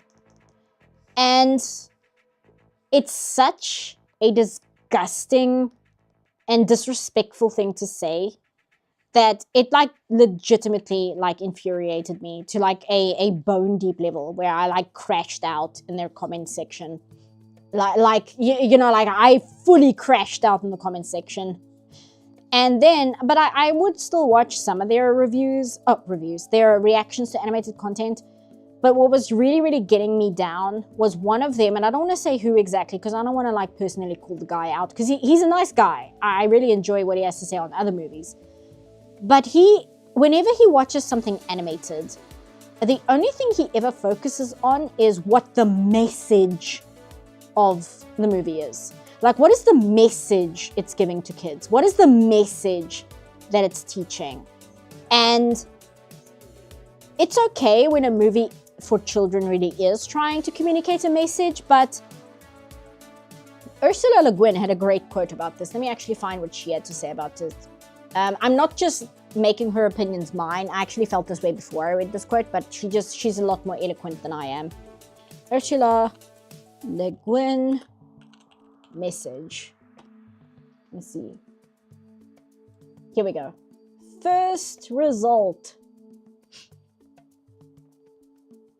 Let me just, where is the paragraph? What is it? This little sermon. Da, da, da, da, da. Here we go. The notion, this is Ursula Le Guin. The notion that a story has a message assumes that it can be reduced to a few abstract words, neatly summarized in a school or college examination paper or a brisk critical review. If that were true, why would writers go to the trouble of making up characters and relationships and plots and scenery and all that? Why not just deliver the message? Is the story a box to hide an idea in, a fancy dress to make a naked idea look pretty, a candy coating to make a bitter idea easier to swallow? Open your mouth, dear, it's good for you. Is fiction decorative wordage concealing a rational thought, a message, which is its ultimate reality and reason for being? Like, that's what Ursula Le Guin had to say about it. And I fully agree with her. It boils down that all children's media only exists to sermonize to children. And the one reaction channel that I like, and again, I won't name which guy it is exactly. He only ever views children's movies when they react to them as like, well, what is the message? What is it? What is the message? You know, I'm a father of a 3-year-old now, and I like looking at these movies and seeing what messages I can derive from them. And it's infuriating because, for an example, he didn't like Coraline. Right? Let me just grab some water because I'm screaming because I'm getting all riled up now.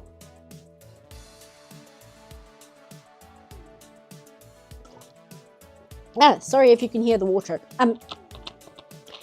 He didn't like Coraline because he said that the only message he could tell from the movie was to be yourself. And he found that a very shallow message. And because he didn't think it had a really interesting message to teach, he didn't think it was a very good movie. And he found it dull as a result. And I was like losing my shit. I'm like, what the fuck are you talking about? What the hell are you actually talking about? Like, you're watching Coraline, one of the most incredible artistic achievements in animation as a whole.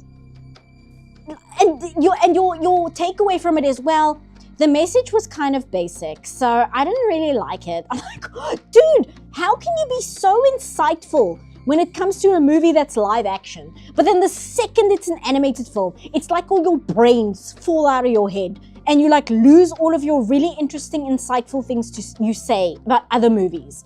Like, why does that happen? Why can you be this really intelligent person with like really insightful and meaningful observations, and then the second the exact same movie is an animation, you like lose your ability to think? And you're just like, well, what is the message I can teach my 3-year-old from this film? I'm like, what the fuck? The hell is wrong with you? Why do you go through life that way?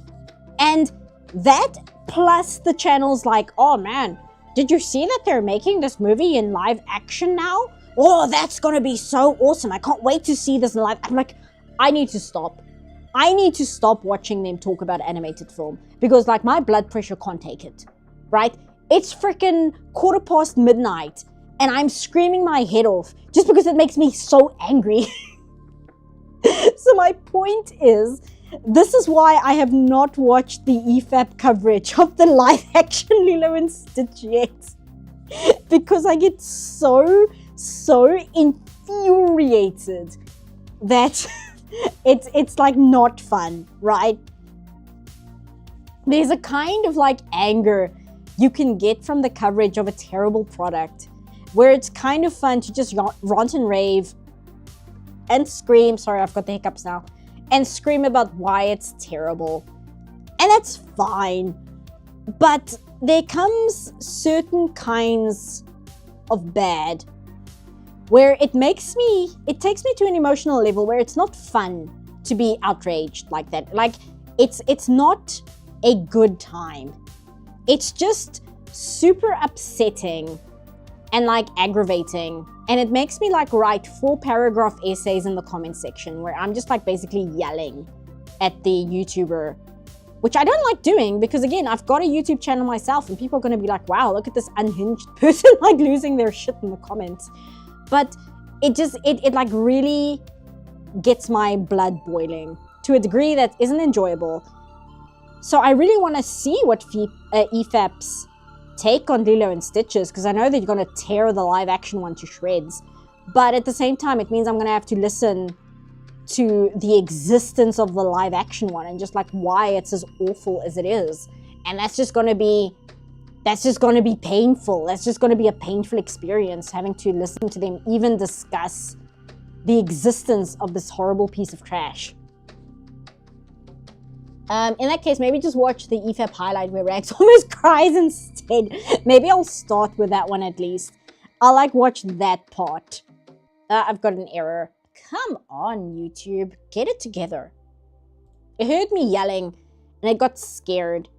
And now it's like too afraid to give me like excellent signal again. Wouldn't it be more interesting if we had animated remakes of live action movies and shows? I would love to see something like Gremlins if it was animated because you're free of the limitations of it. The thing is, I would think so, and I did think so at first, but then I realized that things like that do exist, and they're almost always terrible. You still hear me? Okay, cool. YouTube is just throwing a fit here. But there's like animated versions of live action things, and they're like almost always awful. Like it's very rare where the animated version of something live action is good. And I'm thinking like, yeah, those were common in the 80s and 90s. Exactly what I was about to say. Because you have like the animated Back to the Future, which I think, did that even go past like 4 episodes or something? I think that was almost cancelled like instantly, like just no. But you got like the animated Bill and Ted's Excellent Adventure. I can't talk. And you had like the animated Teen Wolf. And you had the animated Home Alone show. And they're all terrible. They're all awful, awful shows. And the animated Free Willy, that was the one I actually watched once or twice as a child. And it's one of those shows where for some reason the theme song of it just like embedded itself into my head. And I just remember the lyrics to it like perfectly, and I don't know why, because it wasn't a show I particularly enjoyed. Point is, they're all bad. The animated Never-Ending Story, you would think that would be a perfect thing to adapt into animation. And then the animated Never-Ending Story exists, and it's like one of the worst cartoons of all time. It's awful. Hey, Largo. I thought Predator's Killer of Killers was pretty good. Yes, but is it like an adult piece of animation, and when did it come out? Because those are 2 big factors as well. Because I think they're getting a little bit better at doing like animated adaptations. I heard that the Ultraman movie, the animated one that on Netflix, is pretty good. But I feel like I want to watch Ultraman itself, and probably like Shin Ultraman before I watch the animated one. And apparently there's like the animated Godzilla movies, like the new ones, not the 90s ones. And apparently those aren't bad, but they're based on like the American cinematic universe, not the Japanese universe. So it's like, I don't really care about the American Godzilla movies. I genuinely don't. They're so uninteresting to me. You know, I would rather watch Shin Godzilla and Godzilla -1. And even like the really terrible Showa Godzilla movies before I watch like the American ones.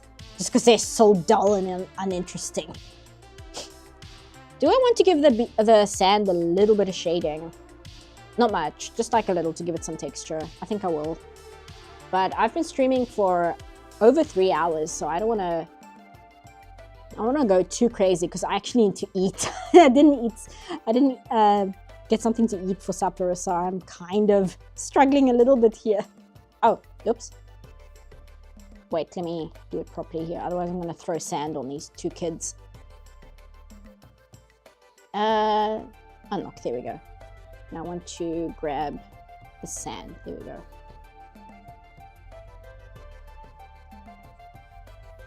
But yeah, I would like to hear what EFAP has to say about the Lilo and Stitch. I did listen to a bit of what they had to say about Snow White, and that was interesting to me. I was a little bit nervous that they would get some of the facts wrong in terms of its the making of the original. I mean, not the live action one. I don't care about the live action one. But Rags did some research on it, and he actually got the facts pretty accurate. So I was happy with that. That like Rags put in the effort to do the research and get some accurate trivia about the making of that movie, because it's genuinely interesting, and I think a lot of people don't realize what a big deal just the making of Snow White was, and what an absolute like nightmare it was just to get that movie to exist. No idea why I changed my username to my old one. Yeah, who knows why YouTube does what YouTube does. Used to watch the animated Ace Ventura series as a kid, not knowing about the movie. Was so confused why there was a crossover with The Mask. Yeah, I forgot about the animated Mask in Ace Ventura.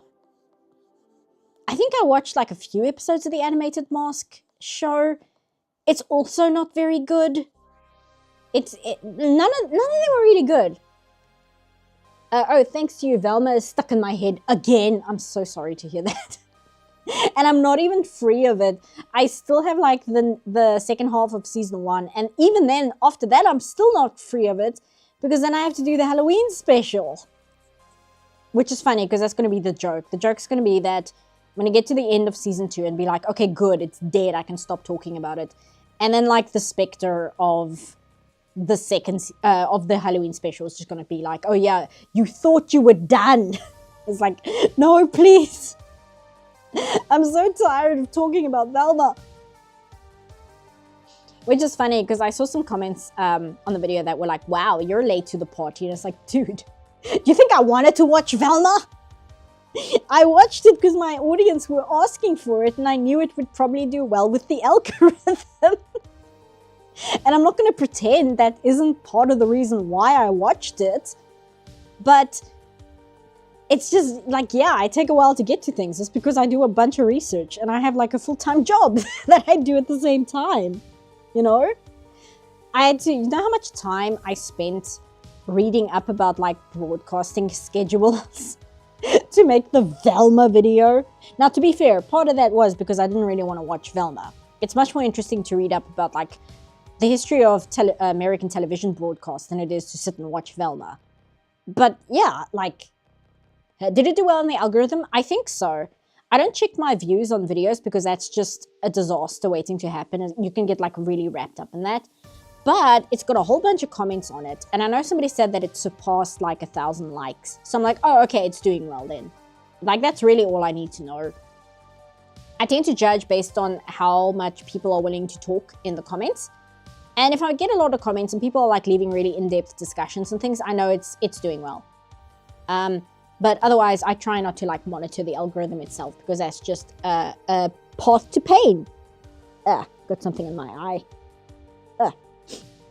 That's just an absolute path to misery, because then you start getting obsessed with like, okay, well, this one didn't do as well as the last one. What did I do different? And how can I like boost the viewership? And how can I recapture the audience I had for the previous video? And you start like playing that game. And I have enough anxiety without getting like super obsessive about the numbers. You know what I mean? Especially because that's what I struggle with Patreon. I get really like wrapped up in the numbers game with Patreon.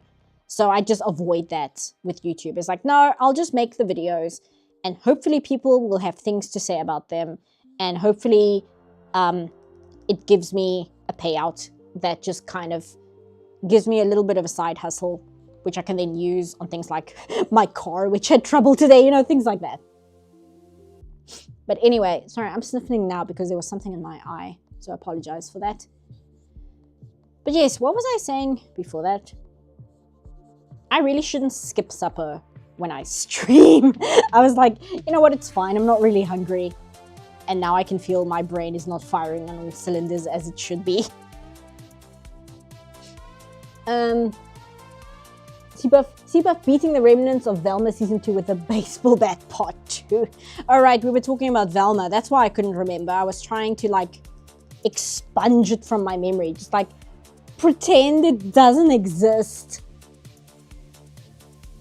I keep hearing Donkey Kong Country. Now, I don't really own Donkey Kong Country, and I mean, I know that doesn't mean anything. You can get it in other places. I just really like the music for the Donkey Kong series. It's like genuinely really, really good music. That was a trauma response, basically. Oh, I was using this color. That's right. Hold on, I'm just gonna mute the mic. Let me just sniff. And I don't want to do it in your guys' ear, like really loudly. Give me a sec.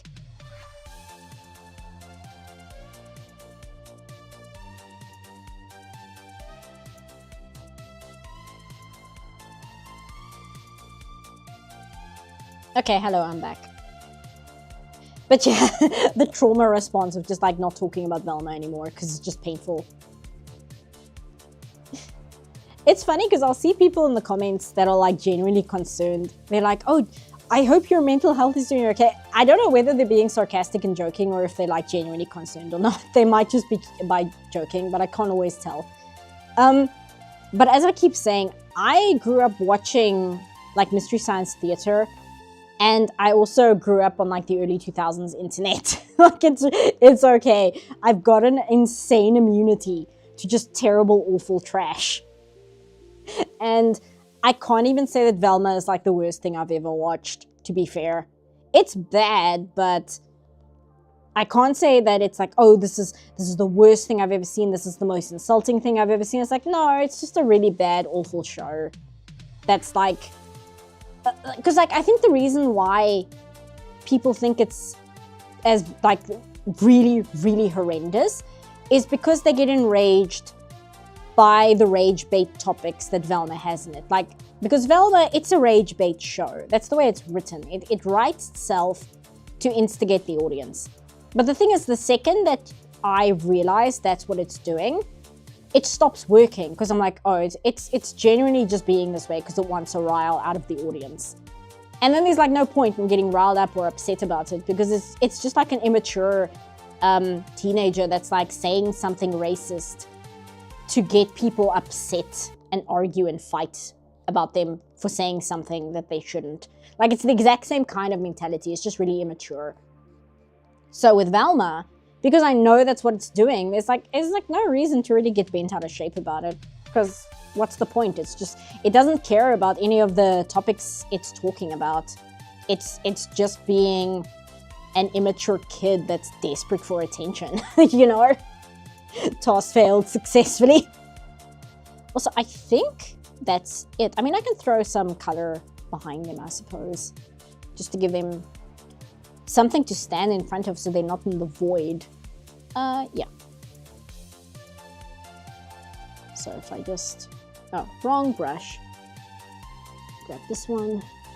Let's use one of these, maybe? No, that's gonna take too long. Okay, yeah, my program doesn't really like trying to calculate that, so I'll just do it with this. Do that, and I'll just throw the ocean behind them.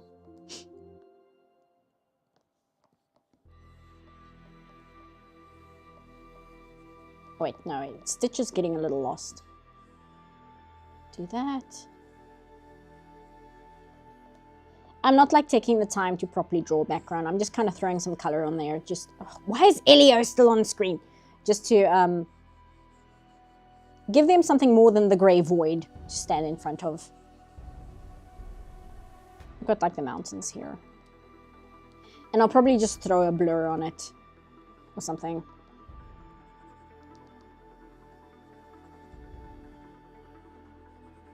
There's the rest of the island behind them.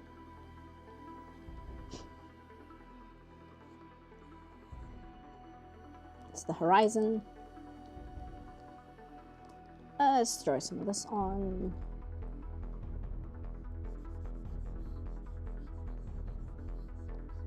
Like that. Use this brush, grab a rougher brush. Let's see. Which one is my program okay with? Oh, that'll do.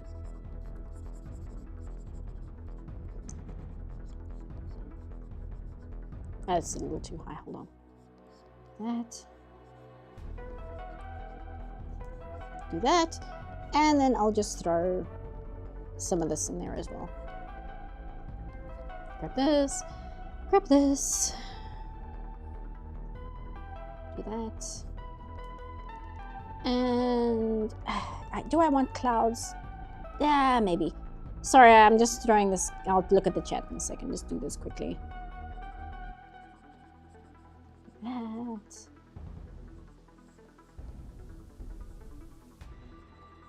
Do that, do that, do that. And there we go.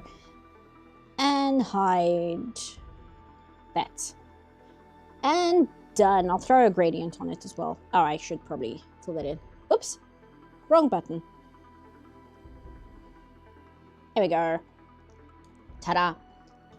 Hey, Shady Durags. Everyone complaining about the live-action Lilo and Stitch has made me realize how consistently good Nani was written throughout most of the original movie. There's a lot of layers to her character that the original movie makes note of, but doesn't beat you over the head with it. Yeah, my friend, who I keep talking about, is because he's also an animator, so we talk shop a lot because that's what you do. When he was lecturing at, I think it was Phoenix? I think it was while he was lecturing at Phoenix. He would ask the students who the best Disney princess is. I was trying to think if he said princess, but I think he said princess. He might have said girl, like who's the best Disney girl?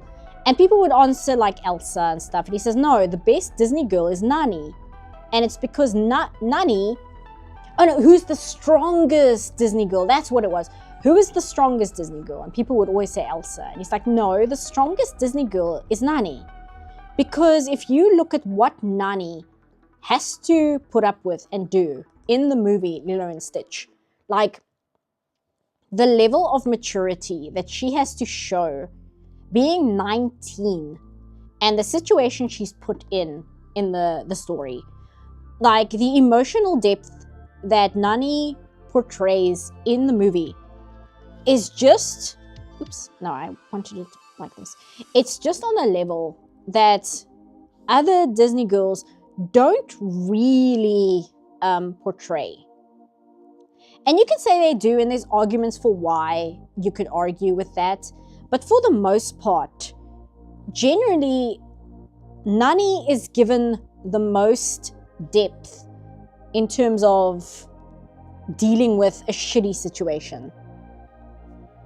Yeah, Nani is best Disney girl. That's a way you can put it, but I think it goes beyond that because he would talk about it from the perspective of like strength, and because he would give lectures on story writing, right? And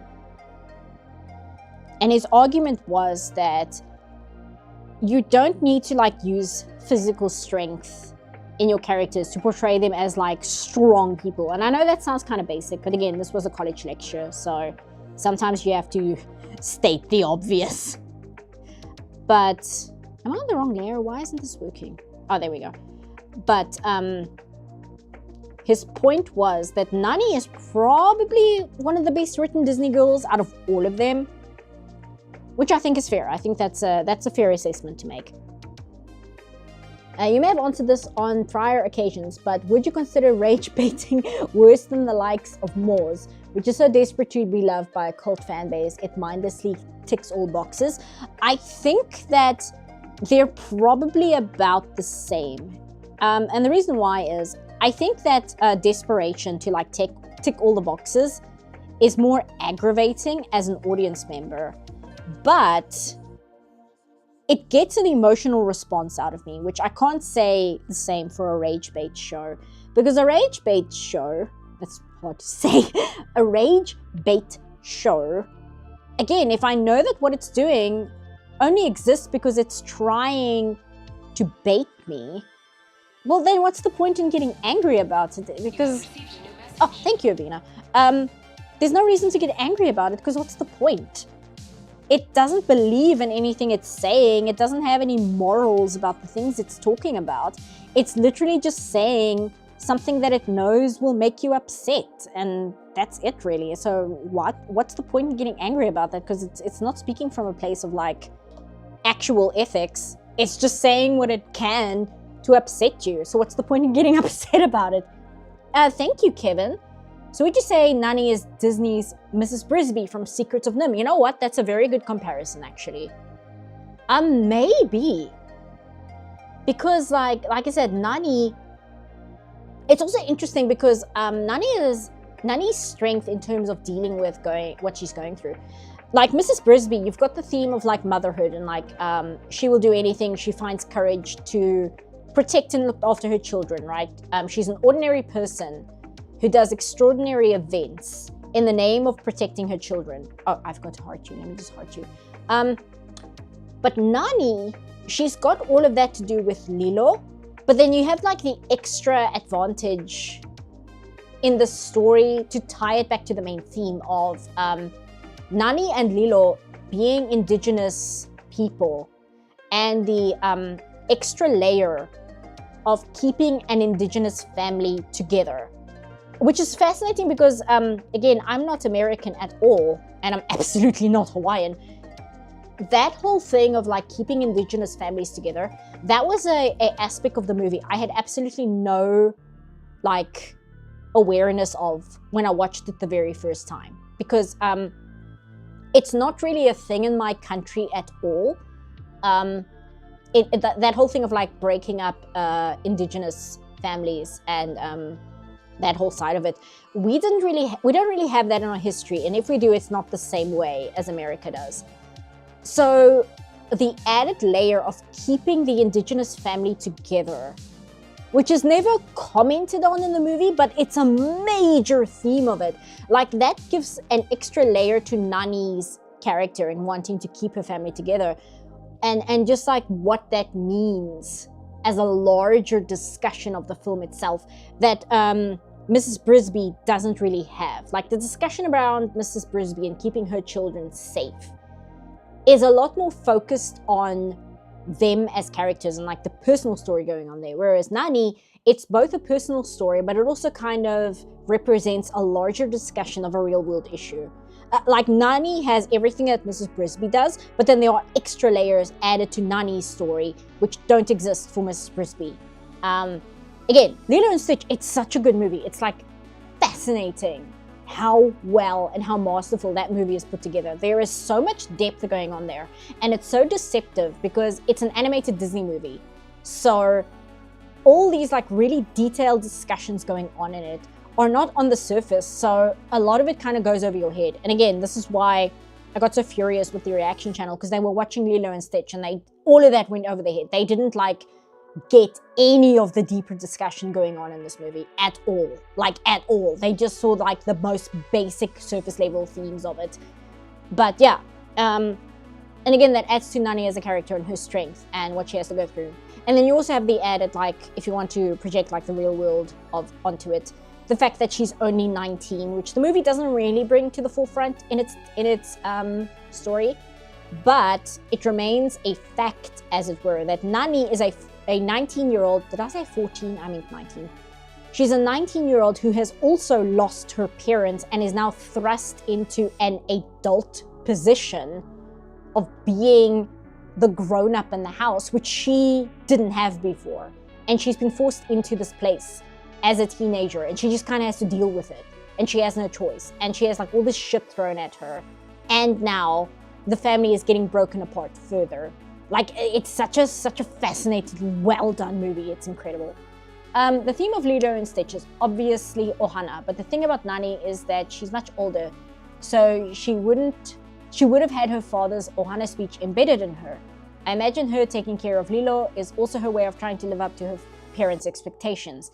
If she's not the one taking care of Lilo, it will feel like she failed her parents. You know what? And that's another thing, I never thought about that. But again, that's a layer to her character, which is like an added brick to everything that makes up Nani as a character. And again, it's not that all of this is separate either. It's tied into the entire theme of the movie, but also the larger talking point. It's not just flavor text that's interesting in like a trivia way.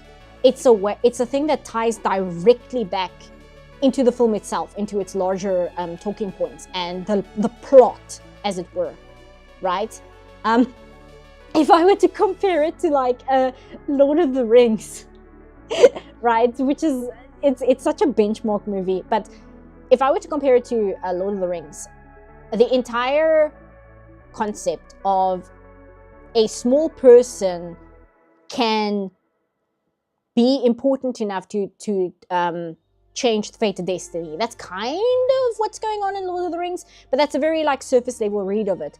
But then everything that happens in Lord of the Rings with like Frodo and Aragorn, like all those individual pieces, it's all a lot of events happening apart from each other, but all of them tie directly back into what the main theme of the movie is. And Nani is kind of similar. It's not just that she's an interesting character, which she is, it's also that everything going on with Nani is directly tied into the plot itself. It's the Fellowship of the Stitch. It's not just there to be an interesting character. It's an interesting character that also directly ties into the movie and the story itself.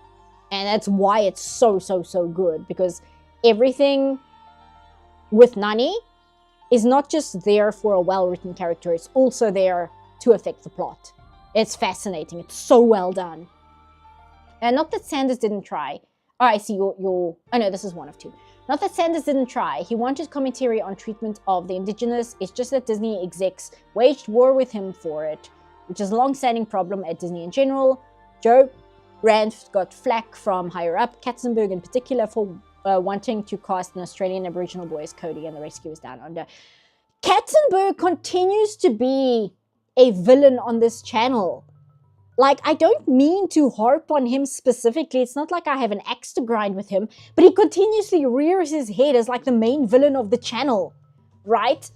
Because I don't want to be like one of these channels like Lily Orchard or something, who has like this like deep-seated hatred for like one creator in specific, specifically because she really, really hates Rebecca Sugar. But Katzenberg just keeps popping up in like ways where it's like, does it have to be you again? Does it really have to be you every single time?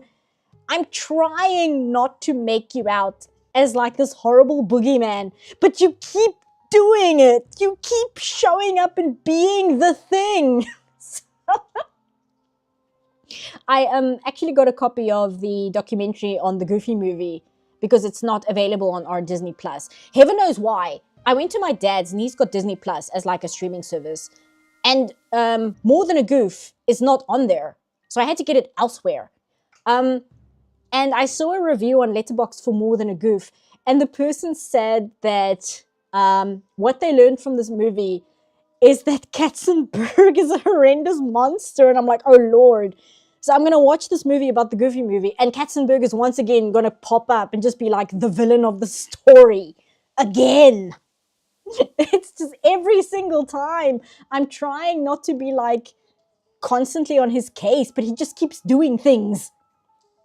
I like how Nani and Lilo actually felt like sisters, especially when they argue. It would have been easier to have her easily get into the parent role, and while she's mature, she still struggles. Yeah.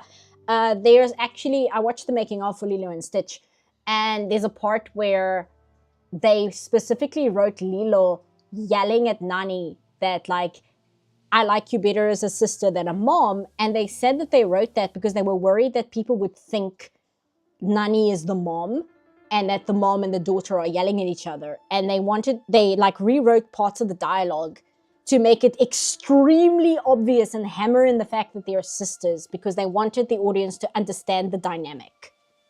Again, it's so smart. It's so well written. Why did I imagine Katzenberg as a Sonic villain? He basically is. Like, he low-key is. Anyway, I need to start wrapping up for the night. I still have this beautiful yellow error banner here from YouTube, but the stream seems to be okay. But we did finish the drawing. And we did manage to stream. Like I said, I'll try and do like 2 streams next month. The one that'll just be like the free stream, and then the Patreon sponsored stream. And for the free stream, we can just kind of hang out. It won't be for as long as like a 4-hour stream, but we can hang out. Maybe I'll do more of these like traces of Dirge and I'll try and figure out how the hell to draw this guy and his stupid head shape. But maybe we'll do that. And I'm going to get some supper and drink like this entire bottle I have left over. And let me switch to one of my new screens. Oh, I need to do that. And then transition. Look at that. I really like these new stream assets. I'm actually quite happy I got a hold of them. I think they add something to the stream. I also have the program to do like the little PNG talking thing. I just didn't have time to like draw my own little PNG that moves when my mic detects noise. So I want to do that for next stream as well. You know, just kind of spruce things up a little bit. Make it a little bit more professional because I've been streaming long enough where I should be a little bit more professional than I am. But that was also something I was thinking when the Patreon wasn't above stream. I'm like, you know what? I also should be investing in my streaming setup a little bit better, right? I should be giving it a little better attention. So that's what I've been up to. But anyway, I'm going to say goodnight. Do you know what time next month? I usually stream the Patreon thing near the end of the month because I'm always so busy, right? And then I procrastinate, and then by the end of the month, I'm like, well, now I have to do it. I can't procrastinate any further. Professional is overrated. We enjoy the authentic. I mean, that is true. But anyway, I'm going to stop yapping on. Let me stop the music. For the outro song, I have that remix of Pong again because I really like it. So is the end stream thingy on screen? I'm on quite a delay here. I think it is. But whatever. I'll say goodnight and we'll listen to Pong as the outro. And I'll see you guys next time. Probably also when I stream like the free stream, it'll probably be in the week, like after work for something for like an hour or two. But we'll see when we get there. So good night, everyone. And have a good rest of the weekend. And I'll see what's going on with Saba, I suppose.